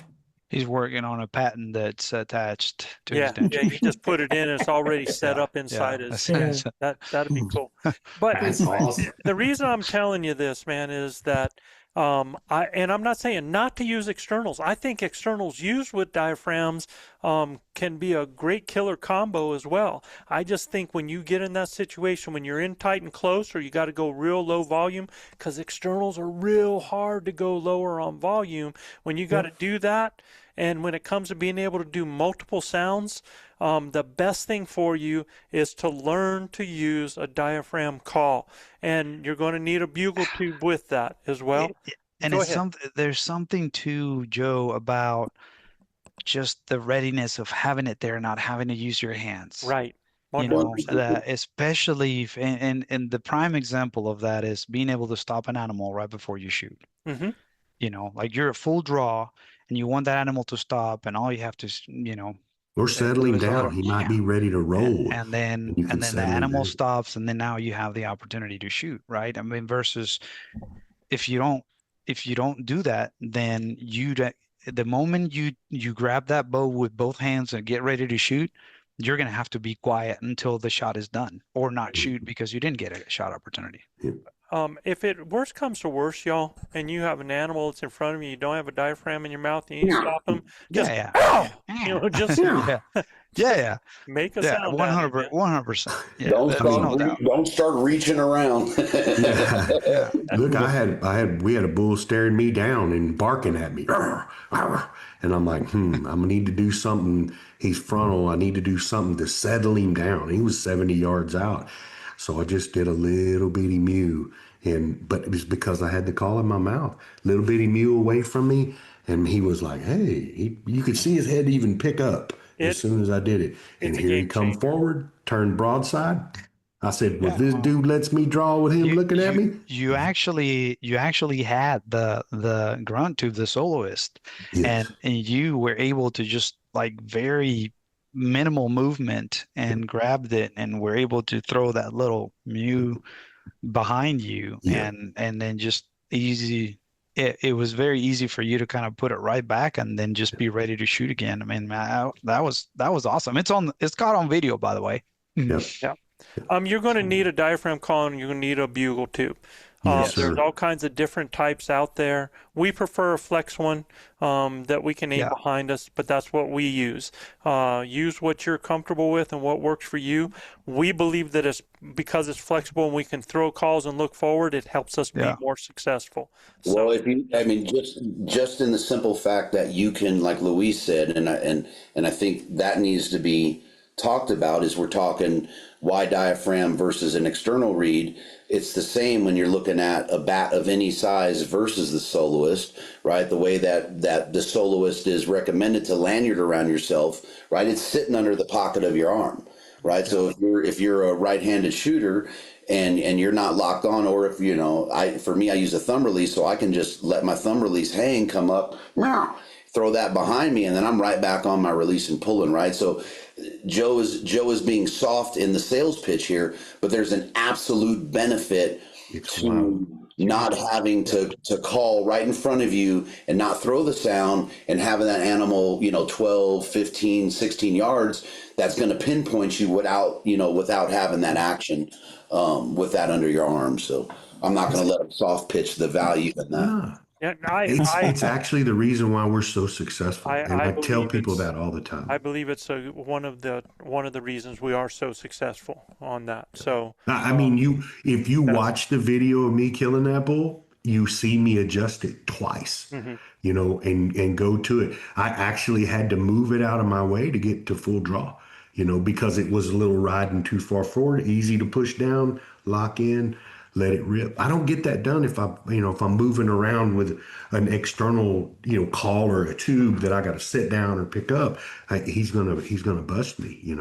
He's gonna see me. And I'm going to cover these next ones real quick because you need to have a kill kit. And in that kill kit, we like to keep things inside. You got to have your knife there, your extra blades. If you use a replaceable or you have to have a sharpener of some kind that you can do with that. We like to keep stuff in a bag, and we like to have Ziploc bags, big and small, in there because it's a place to put things once they get dirty, so they don't have to be all over the place. Sometimes we keep our license in our kill kit or in a special place in our pack. We have a special place for that inside there. We keep some parachute cord in there in case we have to tie things up on it, and we keep some cleaners. If you carry a water bottle, or if you carry another type of hydration system, sometimes you can have a cap just with a little hole in it, and you can use that as just like a little wash that you can do that. Or we kind of keep little wipes sometimes inside our kill kit there. But we're planning on that success on everything that we're going to need, that's going to be in there, so that we can, you're going to need a sharpener or more than one blade sometimes on a critter. So just know that. I want to throw a point out with the RBKs. Make sure What's an RBK, bro? the replaceable blade knives. Oh, thank you. Yes, sir. Make sure Thanks that for that. I didn't know what that was. that you are aware on how to change your blade and how that blade locks into that system, and that changes when it's full of fat, grease, and blood, Yes, it and does. things like that, and Gotta dirt. have you a little pair of Yes. pliers or Right, something. because I've seen folks put them on and not put them on correctly because it's clogged, and then they lose a blade and a piece of meat. Now I'm searching for a blade that's scalpel sharp, and now I'm risking my hunt, my buddy's hunt, whatever that is. So take the time with the RBK knives and understand how it functions, and understand that you're not using the same pressures that you're using, because I've seen some of the thinner blades snap too. If you're going to use a replaceable blade knife, get one that has a backbone, a solid backbone on it. And what I mean by that, I've seen some of them where it's just the blade, Spine. and there's no spine on top of it, and that's where you end up with a lot of. I've never broken a Breakage. blade since I've gone to one with a spine. Never. Right. Right. And now the other thing is too, is just because it's getting dull doesn't mean you have to replace it. You know, guy laughs at me when I do it, but man, just hit I'm it on a sharpening steel, it. man, and Yes. you're back in business. It's a knife, right? Rock and roll. It's a knife, so you can do that. Okay. Yeah. I'm telling you, I keep a little bitty pair of it's a Leatherman tool that's got a little pair of pliers on the end of it. I've seen a lot of guys cut themselves really bad on trying to replace their blade just because they were too lazy or they didn't have a tool to get it replaced with. If you got one, get it out, man, and do it the right way and clean that little place out to where it's easier to come on and off. But super important to be safe. You can get those little keychain Leathermans, Yes, right? sir. And keep that in the kill kit. They're a few ounces. It's not like you have to put a big Leatherman. Right. No, I'm talking about a mini. It's Right, a mini. little tiny one just to grip on that blade. I think that's a huge point in terms of safety there, Gil. For sure. Yeah. Navigation and safety, guys, you're going to need a GPS app. You don't need to buy a separate GPS for that. Your phone can be everything. It can be your camera. It can be your GPS. It's your communication system.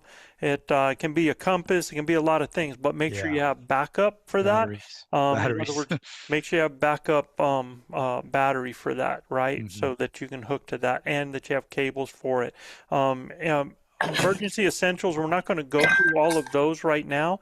You're going to need a water system of some kind, whether it's a water bottle, or it's going to be hydration. I don't like water bottles because I don't like schluck in my pack. I'm a noise freak. I just don't like a lot of that myself. So, and I'm talking about, I'm also not a single plastic use type person like with, store-bought water bottles. I'm not a fan Keep of those those. damn things like out of the Camelbacks. woods. What's that? Keep the damn single use out of the woods. They shouldn't even be allowed in the woods anymore, because I find more bottle caps and them damn bottles. Oh, it drives me nuts, man. I love a Camelback just because of the ease of being able to drink it as I'm walking and stuff like that, having that little.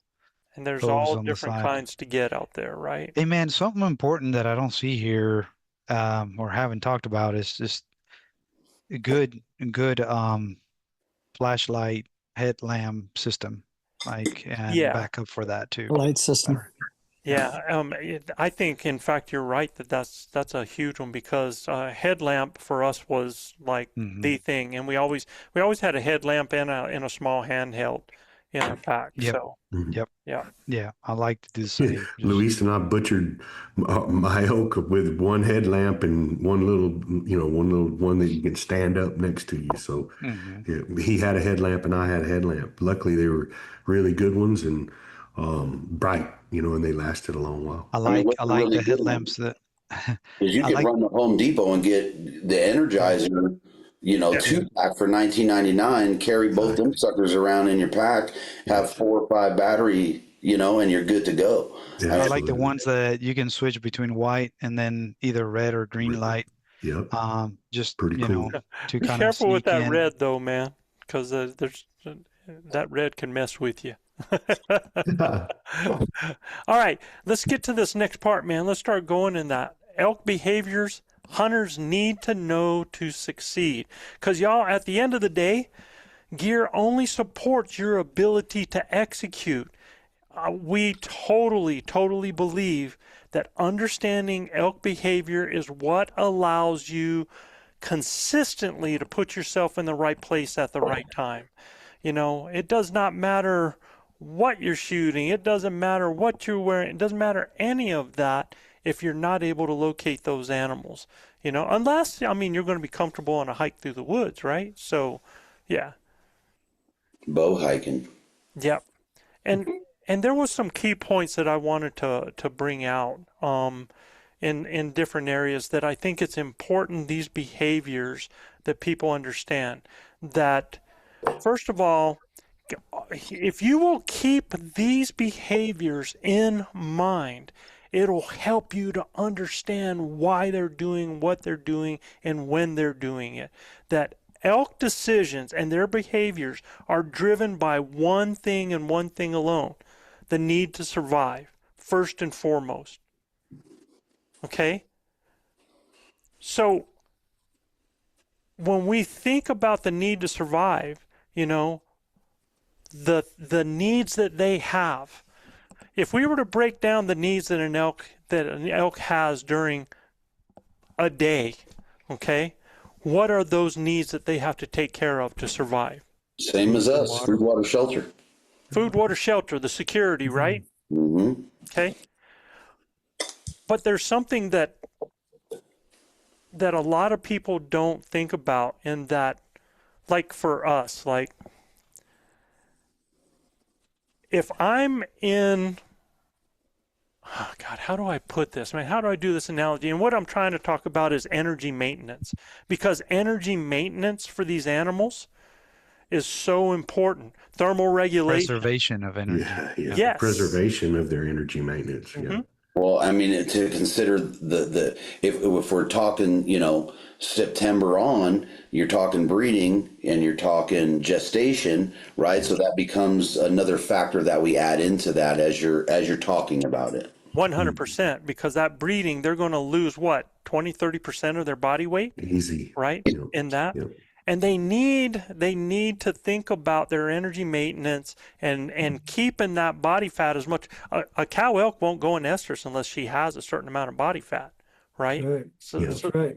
so I mean, 13%, I think it is. I don't know. I saw a cow one day, turned around the bull and asked him, does my butt look big? Yeah. He was smart. He didn't answer. Exactly. Now, baby, you look just right. That's a beautiful dress. But You're because not of too that, fat. because of that energy maintenance, they have to worry about their thermal regulation. They don't want to put themselves in a situation where they're having to use more energy just to regulate their temperature. That's why they're going to go into the shade, or that, you know, when it's hot outside. That's why they're going to go into the sun when it's cold outside, right? Mm-hmm. So those are critical. So you got food, water. And another reason that elk they love to take the path of least resistance. Yep. Keep that in mind. They're just like we are. And the only thing is, they're not being lazy, they're being efficient. Okay? Right. Less energy. Yeah, they use less energy when they're moving from maybe food to shelter, bedding to feeding. You know, they try to conserve as much energy as they can. So what about their defenses? What is their number one thing that they survive by? Nose. Nose. Nope. Can't beat their nose. Can you beat the eyes? Can you beat the ears? Yes. Yes. Regularly. that's why wind and thermals and understanding predominant wind and daily thermal shifts is important. And just understand, y'all, you can keep this as basic as possible. You know, just think of a hot air balloon, or just throw some of that dry ice on something. When you have cold air, it falls. When you have hot air, it rises. So there's going to be, when an elk in the morning is down, let's say they're in a bottom area, and it doesn't have to be a major mountainous area. Where we hunt is not major mountainous, but there is areas where there's terrain up and down. When they're in the bottom, cool air drops and brings scents to them, so they are safer in that area where they get it. Okay? As daylight starts to come up in their daytime beds, they're in a lot of time in open areas, and so they got to get into cover. They're in open areas because at night they can see good, they can be defensive of where they bed down, they can see things coming from around them. It's defense, it's to survive, okay? So now that they're in there, as the daylight comes up, where do they have to go? Up. Yeah. They got to get in trees. They got to get in cover, right? They're going to go up the mountain. Yeah, they climb up the trees. And they're going to go where they have the predominant wind or they have the thermals that's helping them. If you end up behind those animals and they're going up the mountain, as it gets warmer and warmer, what's going to happen if you're behind those animals and that temperature warms that air up? What's going to happen? Just going to take your scent right to them. It's going to turn that scent and take it right up to them. Okay? So you got to understand those types of things. Wind discipline is critically important for you to be successful. Can't tell you how many times the wind's booked. You know, we've had a perfect scenario and then the wind shifts and it just goes to hell in a handbasket and there's not a whole lot you can do about it. Wasn't that animal's day to die, but it's the wind that kept him alive. It's his nose that kept him alive. I like to break that down into like macro wins and micro wins, you know, because the macros is what you got to go by when you're trying to approach them at, you know, and they're far away and you're trying to get close. But then when you're close, sometimes those micro winds and those whirling winds, depending on just the immediate topography around, and as you get closer to that elk, they get way more complex, and that's when you can very quickly get out of luck. But that's exactly why they're there. So identifying those areas the best you can and looking at the thermal dynamics of that area, right? That's going to be a huge telltale. So understanding that is like unbelievable. Yeah, how many times have we left them there because we knew it was wrong to even try to go in there? Because if we're going to go in there, we're just going to blow them up.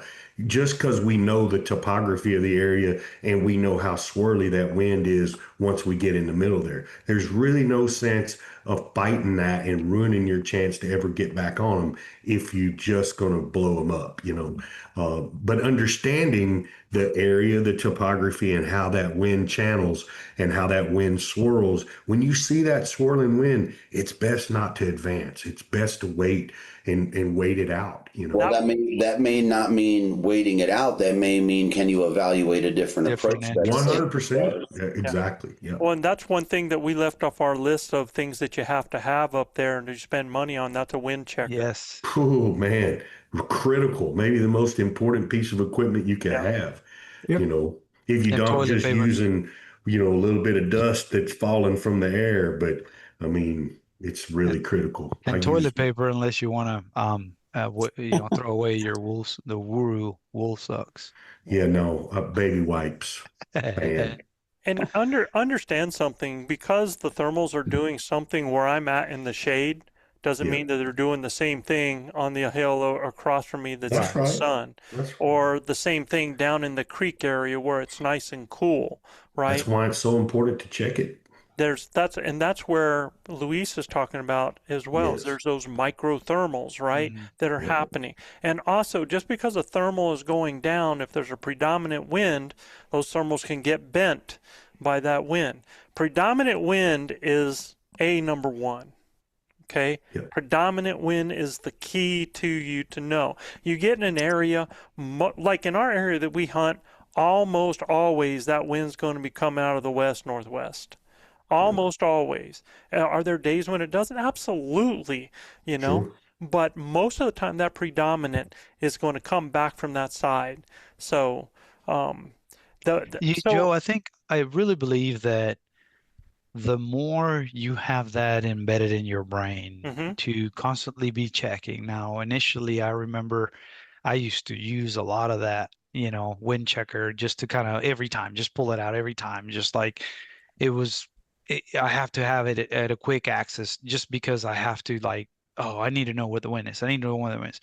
But then, try to get a feel for just getting that connection with the air, get that connection with like the trees and just get the feel of it. The more that you get that feeling, Sixth the sense. Yeah. less that you're going to depend on the wind checker, Mhm. and it just becomes more and more natural every Ingrained in you. time. I mean, And that even is with the thermals. that's the key to success, right? You're talking Yeah. woodsmanship. That's what Yeah. that Yes. Yeah. You know, one of the things that I've noticed over the years is when it gets really windy, folks head back to camp. I'm not heading back to camp in a heavy wind. Like there's No, more it's perfect. protection in that Yeah. Oh heavy man, wind than hey there baby. is in just a regular old Mhm. predominant thermal cycle. Like Yep. Yeah, let it blow, you baby. have an advantage.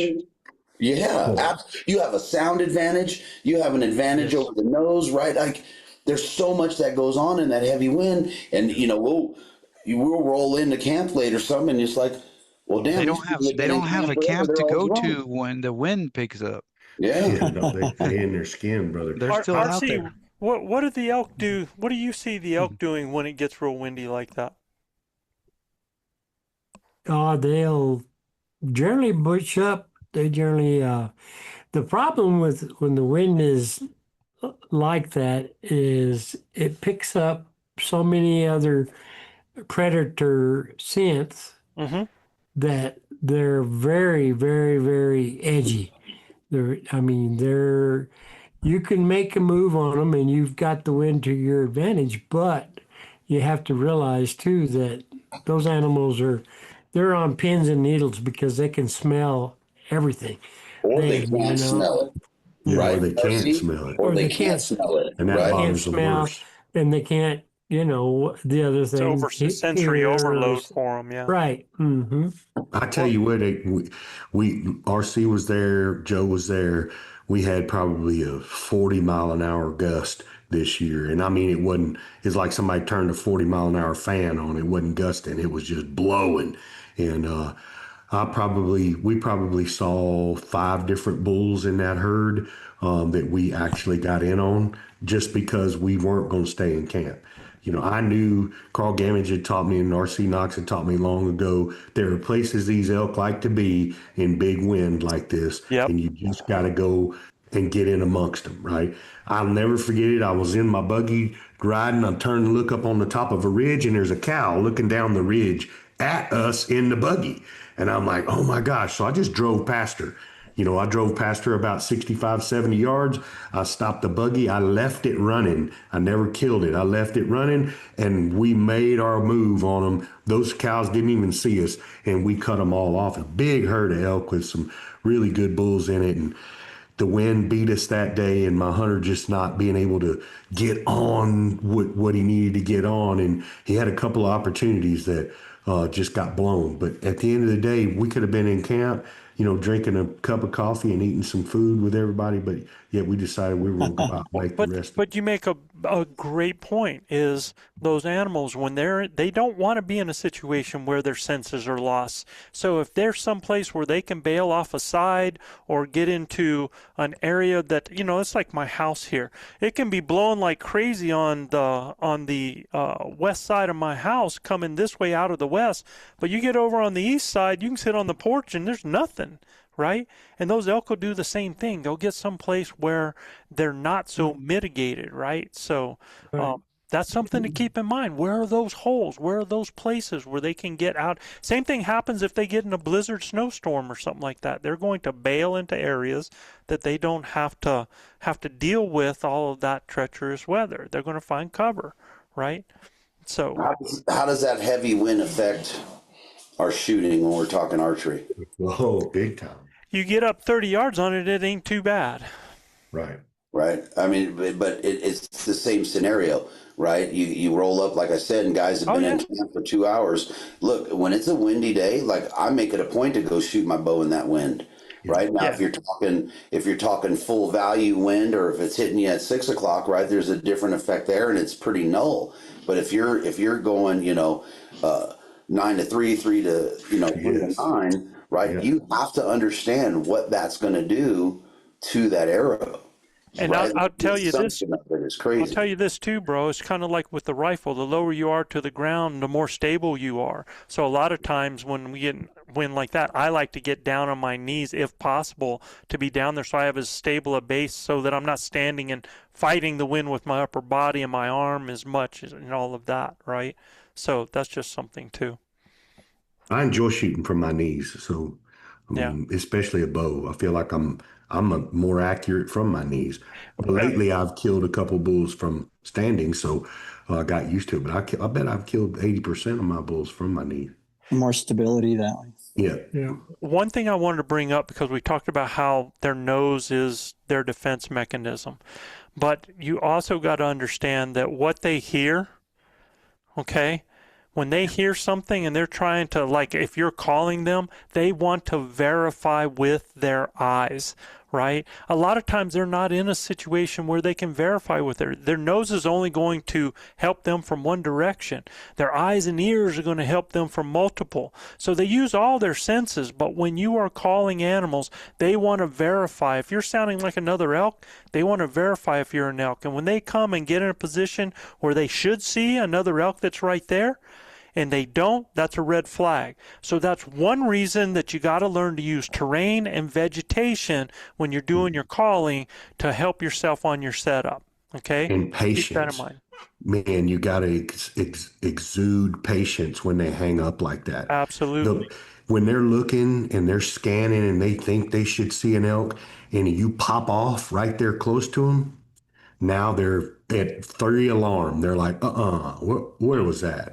I should be seeing an elk. When we should have just shut up, played the hide and seek game, and let them come seek. What did our mailbox say? Jess Nell said he waited 2 hours for a bull to move 40 yards. To come into 40 yards. To come into 40. Okay. Yeah. But again, how many times, have we, Luis and I did this 3 or 4 times this year where we're in a set for 30, 45 minutes and we decide, 45 minutes was enough. We get up and start walking and the bull's coming in silent. He's coming in the whole time, but we didn't give him enough time, So we've learned, the patience game is so crucial when you've got one playing ball, or one that's hung up. Just be patient, man. He has to come find you if he wants to find you, right? And they're quiet, man. And the setup, they are. The setup is the most crucial part of that. Don't set up in a stop and scan spot. Those kinds of things. The setup is crucial. The thicker, the better.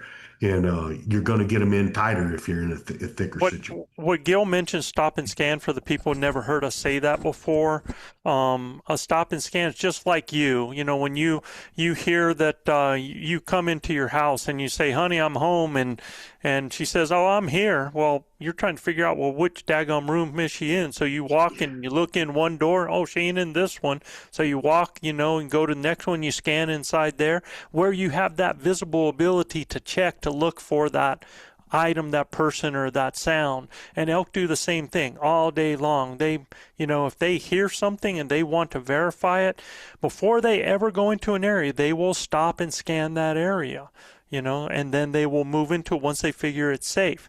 Elk will also almost always, I imagine there's exceptions to every rule, but most of the time an elk, if something happens, will retreat the same way it came because it's already established that is safe. Yeah. So, yeah. Mm-hmm. And that's Yeah, if you find yourself in a heavy downpour when it's raining real heavy, don't go back to camp. That's the best time to hunt them. You know, downs the scent for a while.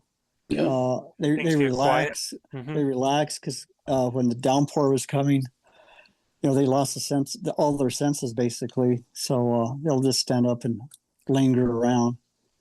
Understand that their nature is elk are social. They are verbal animals. They are big. They can be noisy. They can also be amazingly silent. Right. Yeah. Oh yeah. Never makes sense. You can watch that 1,000 times and it never makes sense. It's I think how an animal that big. Like cats, It man. doesn't make any sense. so when Yeah. you set up, you need to be set up in the thinking that he's going to come in silent. Yeah. Yeah. If you do that, then you'll be ready for him because Listen for the twigs, 90%. the rocks, right? Exactly. But I mean, you know, too many times you set up and you think, well, you know, he'll come right through here. Well, not necessarily. You need to be able to set yourself up to where he's going to come in silent. Yeah. So then you'll be Yeah. ready. The And other they'll break the rule too. They'll come in behind you, even though you. Oh, yeah, the wind heck is yeah. right. Brother. Yeah. They I dang remember sure will. I remember one coming up on me that there's no way anything can get behind me. I mean, I couldn't go through there because it was so thick. And I look up and there he is standing there looking at me Yeah. 20 yards. And, you know, I'm going, So the other thing I think important to realize about their nature is the fact of, you know, how they are with each other. Understand that mature bulls are with cows for a very short time of the year. You know, other than that short time of the year, they're away either by themselves or with other bulls. Okay? And understand when those mature bulls are with cows, they can hurry a situation, they can push a situation, but the cows determine everything. So if you're going to think with that mentality of where the cows are going and why they're going there, because that's where the bulls are going to be. Okay? Yeah, cows and some young bulls will travel in herds together.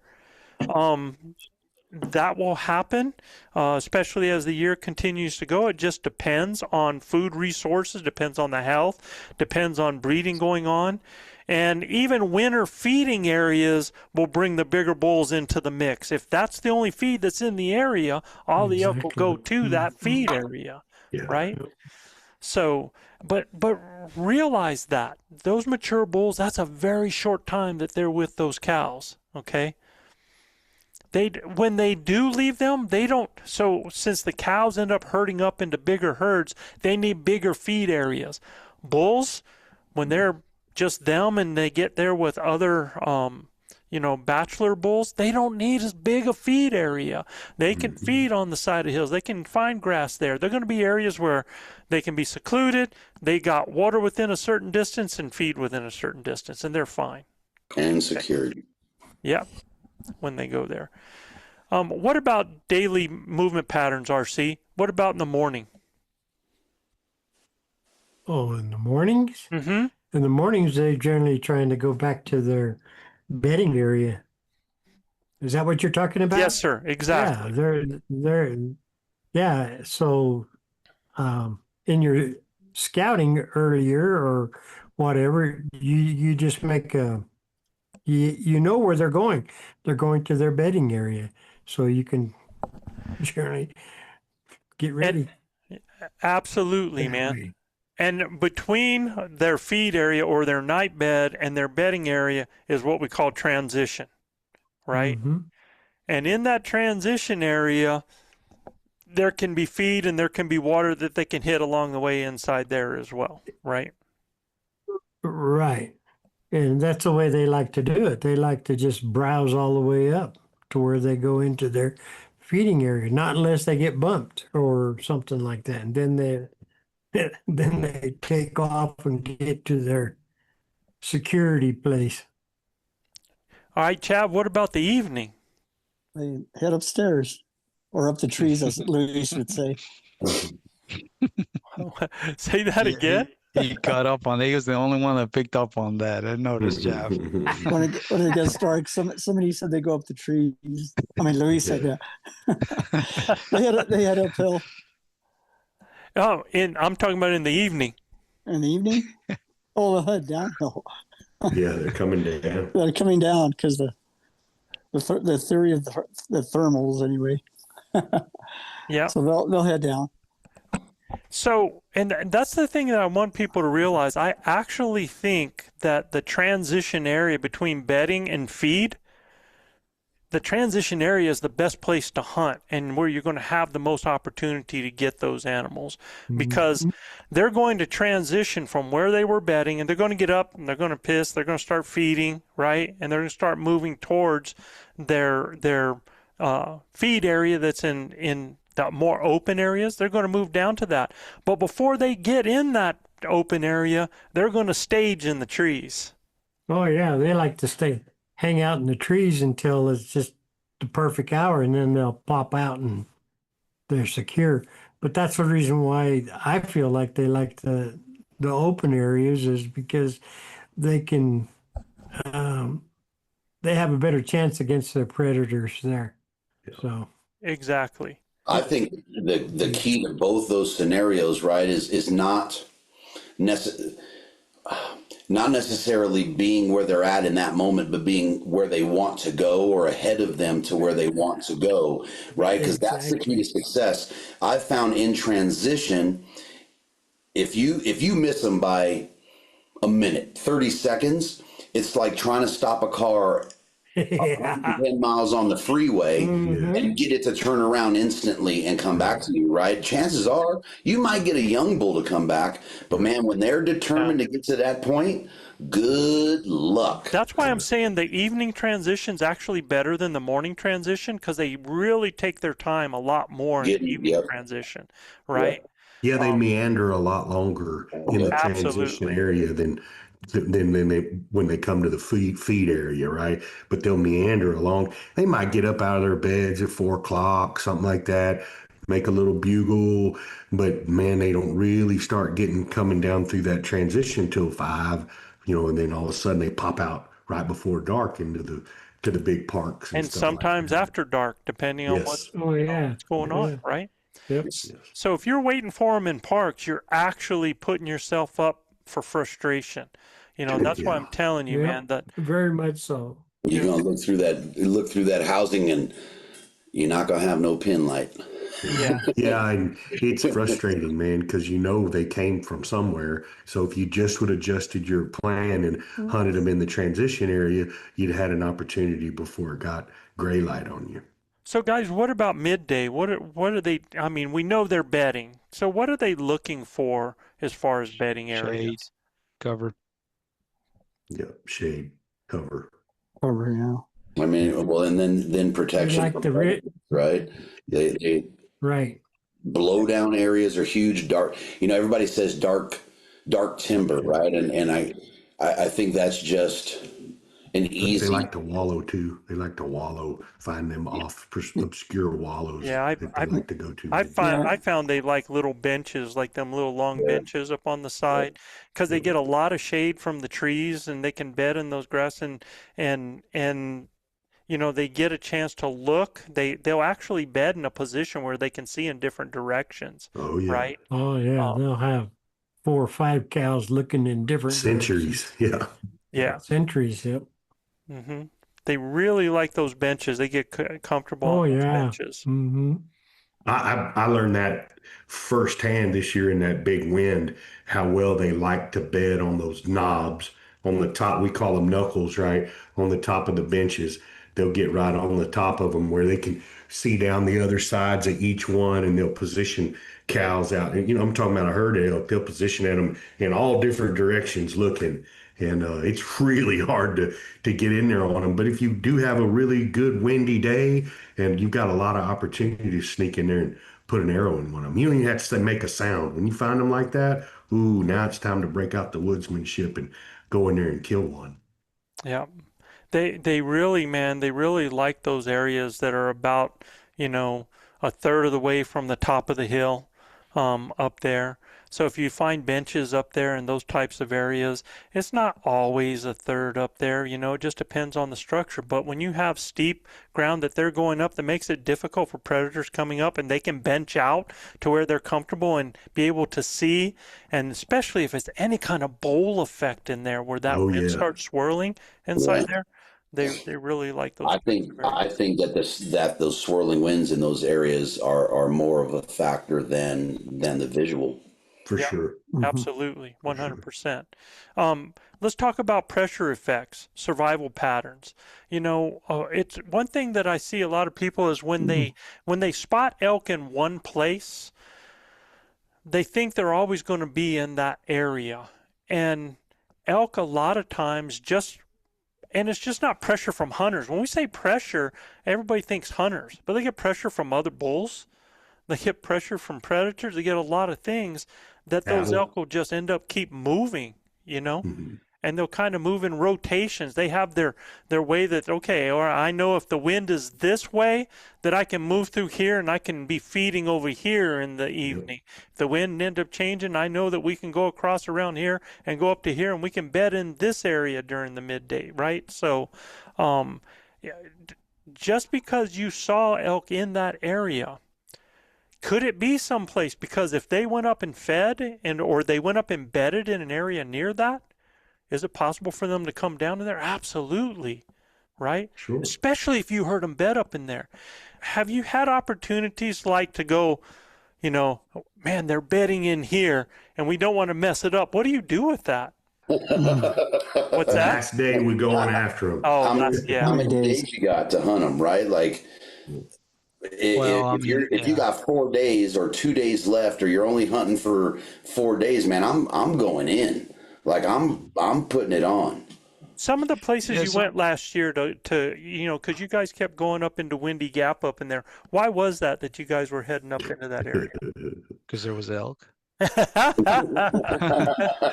We knew they were there. Don't but- leave elk to find elk. I love it. No, but here's another example. I think this kind of triggers a good point of conversation is that I don't know if you remember when we were in Colorado, we had kind of one way to get into the hunting area. Right. And it was a long trek to get to the entrance of where we could actually hunt. Mhm. And just right there near to that entrance, there was a good bedding area just up the hill on the left-hand side. I don't know if y'all remember that Mhm. I do. big hunting area. Mhm. So, but that was our traffic day in, in and out every day. And so it was a great bedding area. It was an obvious bedding area, but we didn't hunt it right. And I think those elk eventually were not there. I mean, if we would have kind of identified that early in the game and maybe had a better strategy to access. But the problem is sometimes the topography, like in this case, topography and borders and limits, and we didn't have any other means of Yeah, going it in. took me a week to figure out the way to get By around the it. time we figured out, by the time we figured that out, it was already too late, and I think we boogered off the bedding spot. So do you think once you figure that out, that could have been used the next year and maybe even the next year? No doubt. Absolutely. Absolutely. RC? You're Yes and no. Why? It depends on how much they like that kind of stuff. They like to be able to go back to their old bedding area. They felt secure there, but it depends on whether they got bumped predators. They're not hung up on it. In other words, you can't say, okay, 2027 we're going to go and wait right here because they're going to come right here. Mhm. No, they got four legs and they can decide wherever the heck they want to go. Exactly. They can travel 5 miles every day. Exactly, and it depends on the weather, and it depends on how Cows. much forage they got, how much feed they got.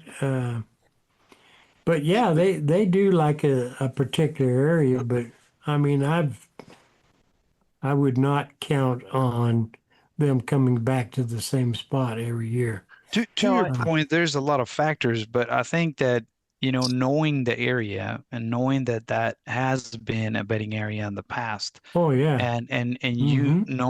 understand the constraints of the accessibility for that hunt, um, you will play it differently to where you will explore to kind of see if there's a sign there to where that's actually bedding area now, and then strategize. But now you're going to be careful as you approach that area to Exactly. make your decisions and lay out your plan. If you go in there and you realize, nah, this is not being used this year, then okay, well now and then you can, pivot. But that goes back to, the flexibility and the adaptability that we have to have as hunters, but, also relying on the memory and the experiences and knowing the land and the topography and previous years' experiences.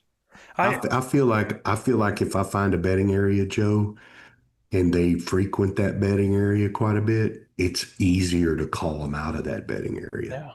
I Um, I, I know where one is right now, and there's no doubt in my mind it's a public area too. There's no doubt in my mind I can go there first part of September and fire them up because they're gonna be on that ridge. They always are, and it's like clockwork. I mean, You think but are they now on they'll that ridge position because they're their bedding? Are they on it because they're bedding, or are they using it? 100% Or they're are they, bedding there, or man. it's you don't think it's a transition route?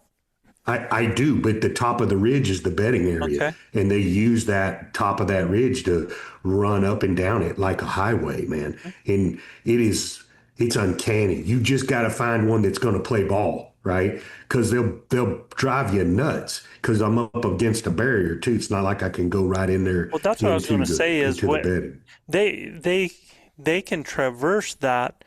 They can actually go one way to escape, or they can go another way that they want to No go, or doubt. they can come further down. So that ridge actually becomes a great route for them because it gives them multiple routes to get to the different type of places they need to for feed and water, right? It's So, why you and Guy were so successful the first part of our season at getting into those transitional areas mhm. where bulls were moving through there. Through.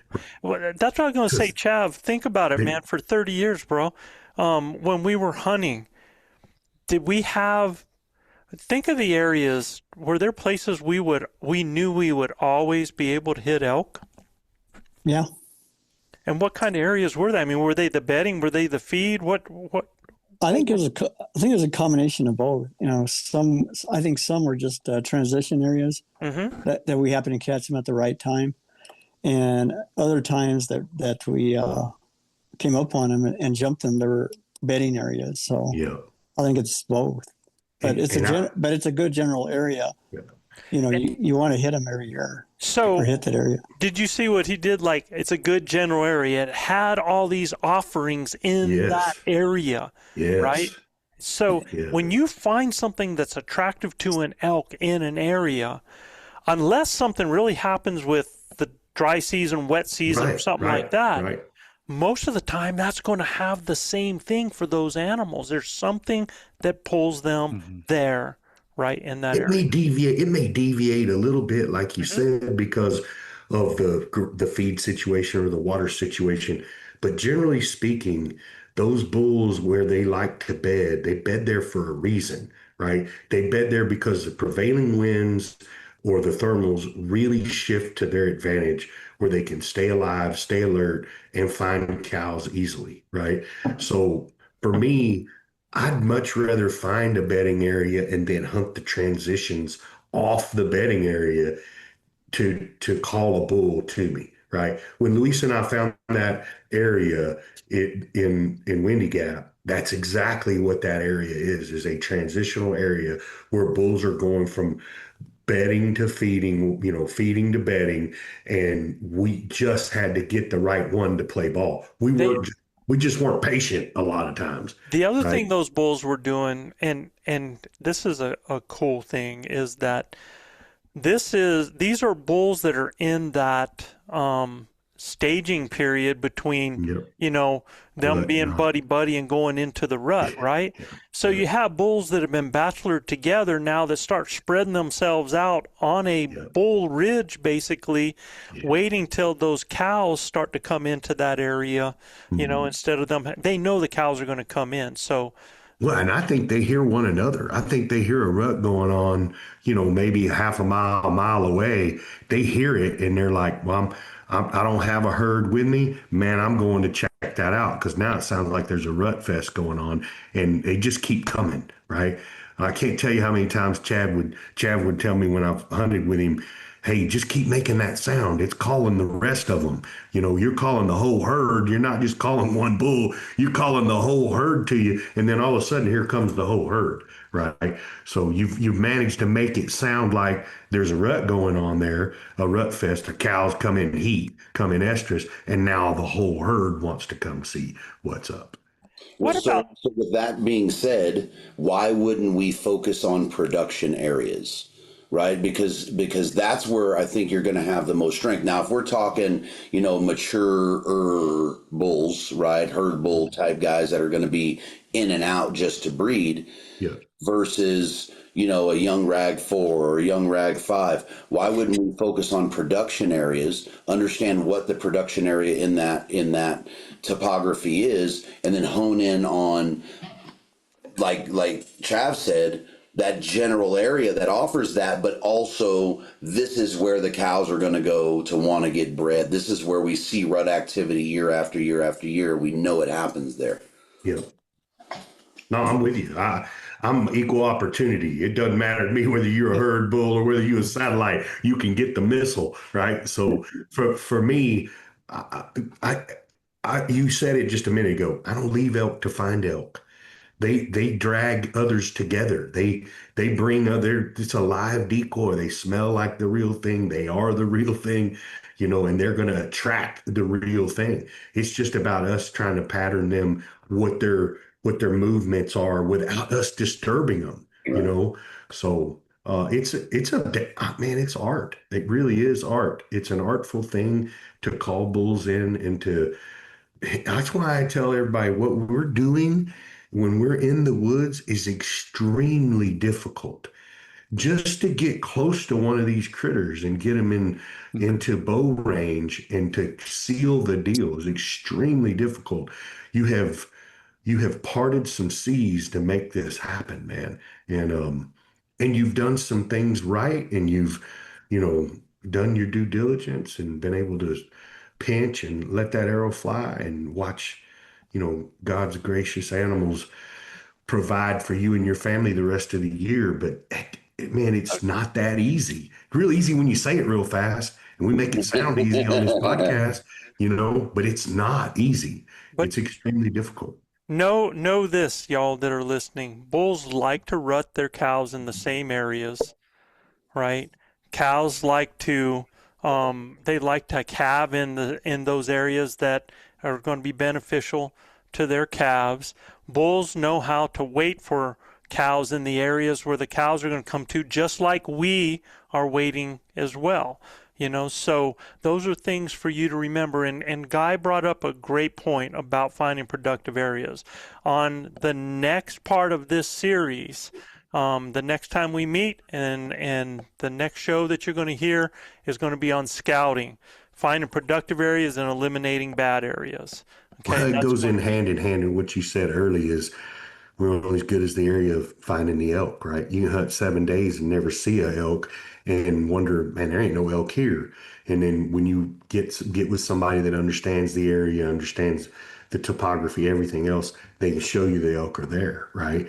So it's so important to understand the pre-scouting part and all of those things to help yourself be successful. And we want to talk about those things to do that. We also want to talk about some of the techniques that we use for scouting, because we don't go ahead of time per se to scout.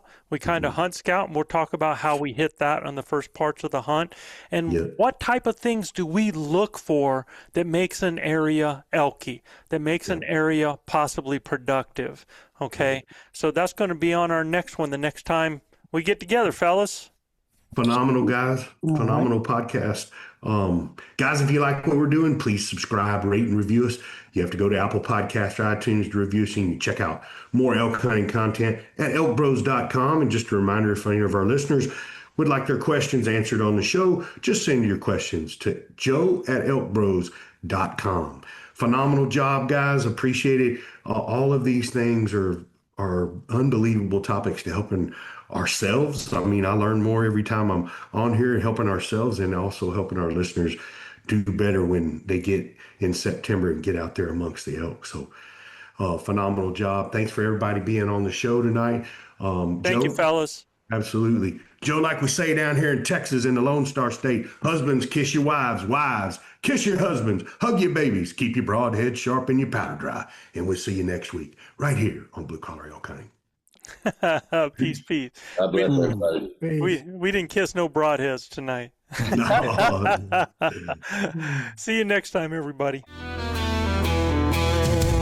Where others fear is home to me. No boundaries for my soul.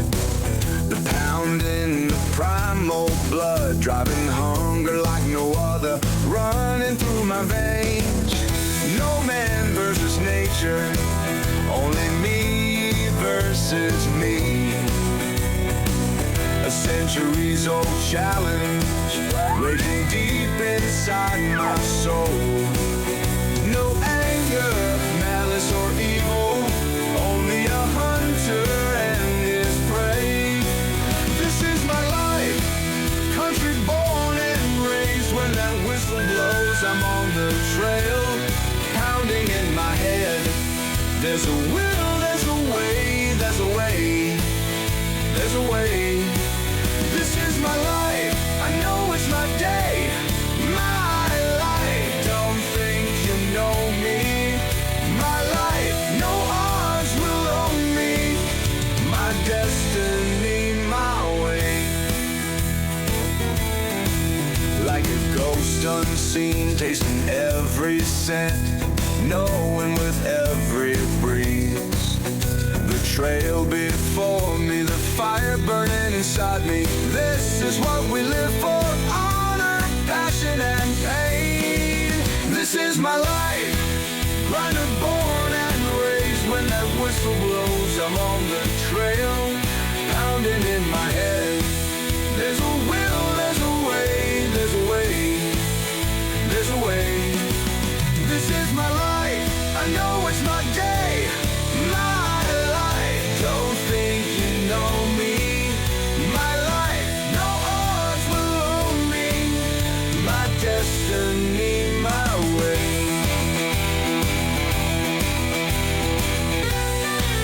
This is my life, runner born and raised. When that whistle blows, I'm on the trail, pounding in my head. There's a will, there's a way, there's a way, there's a way. This is my life, I know it's my day.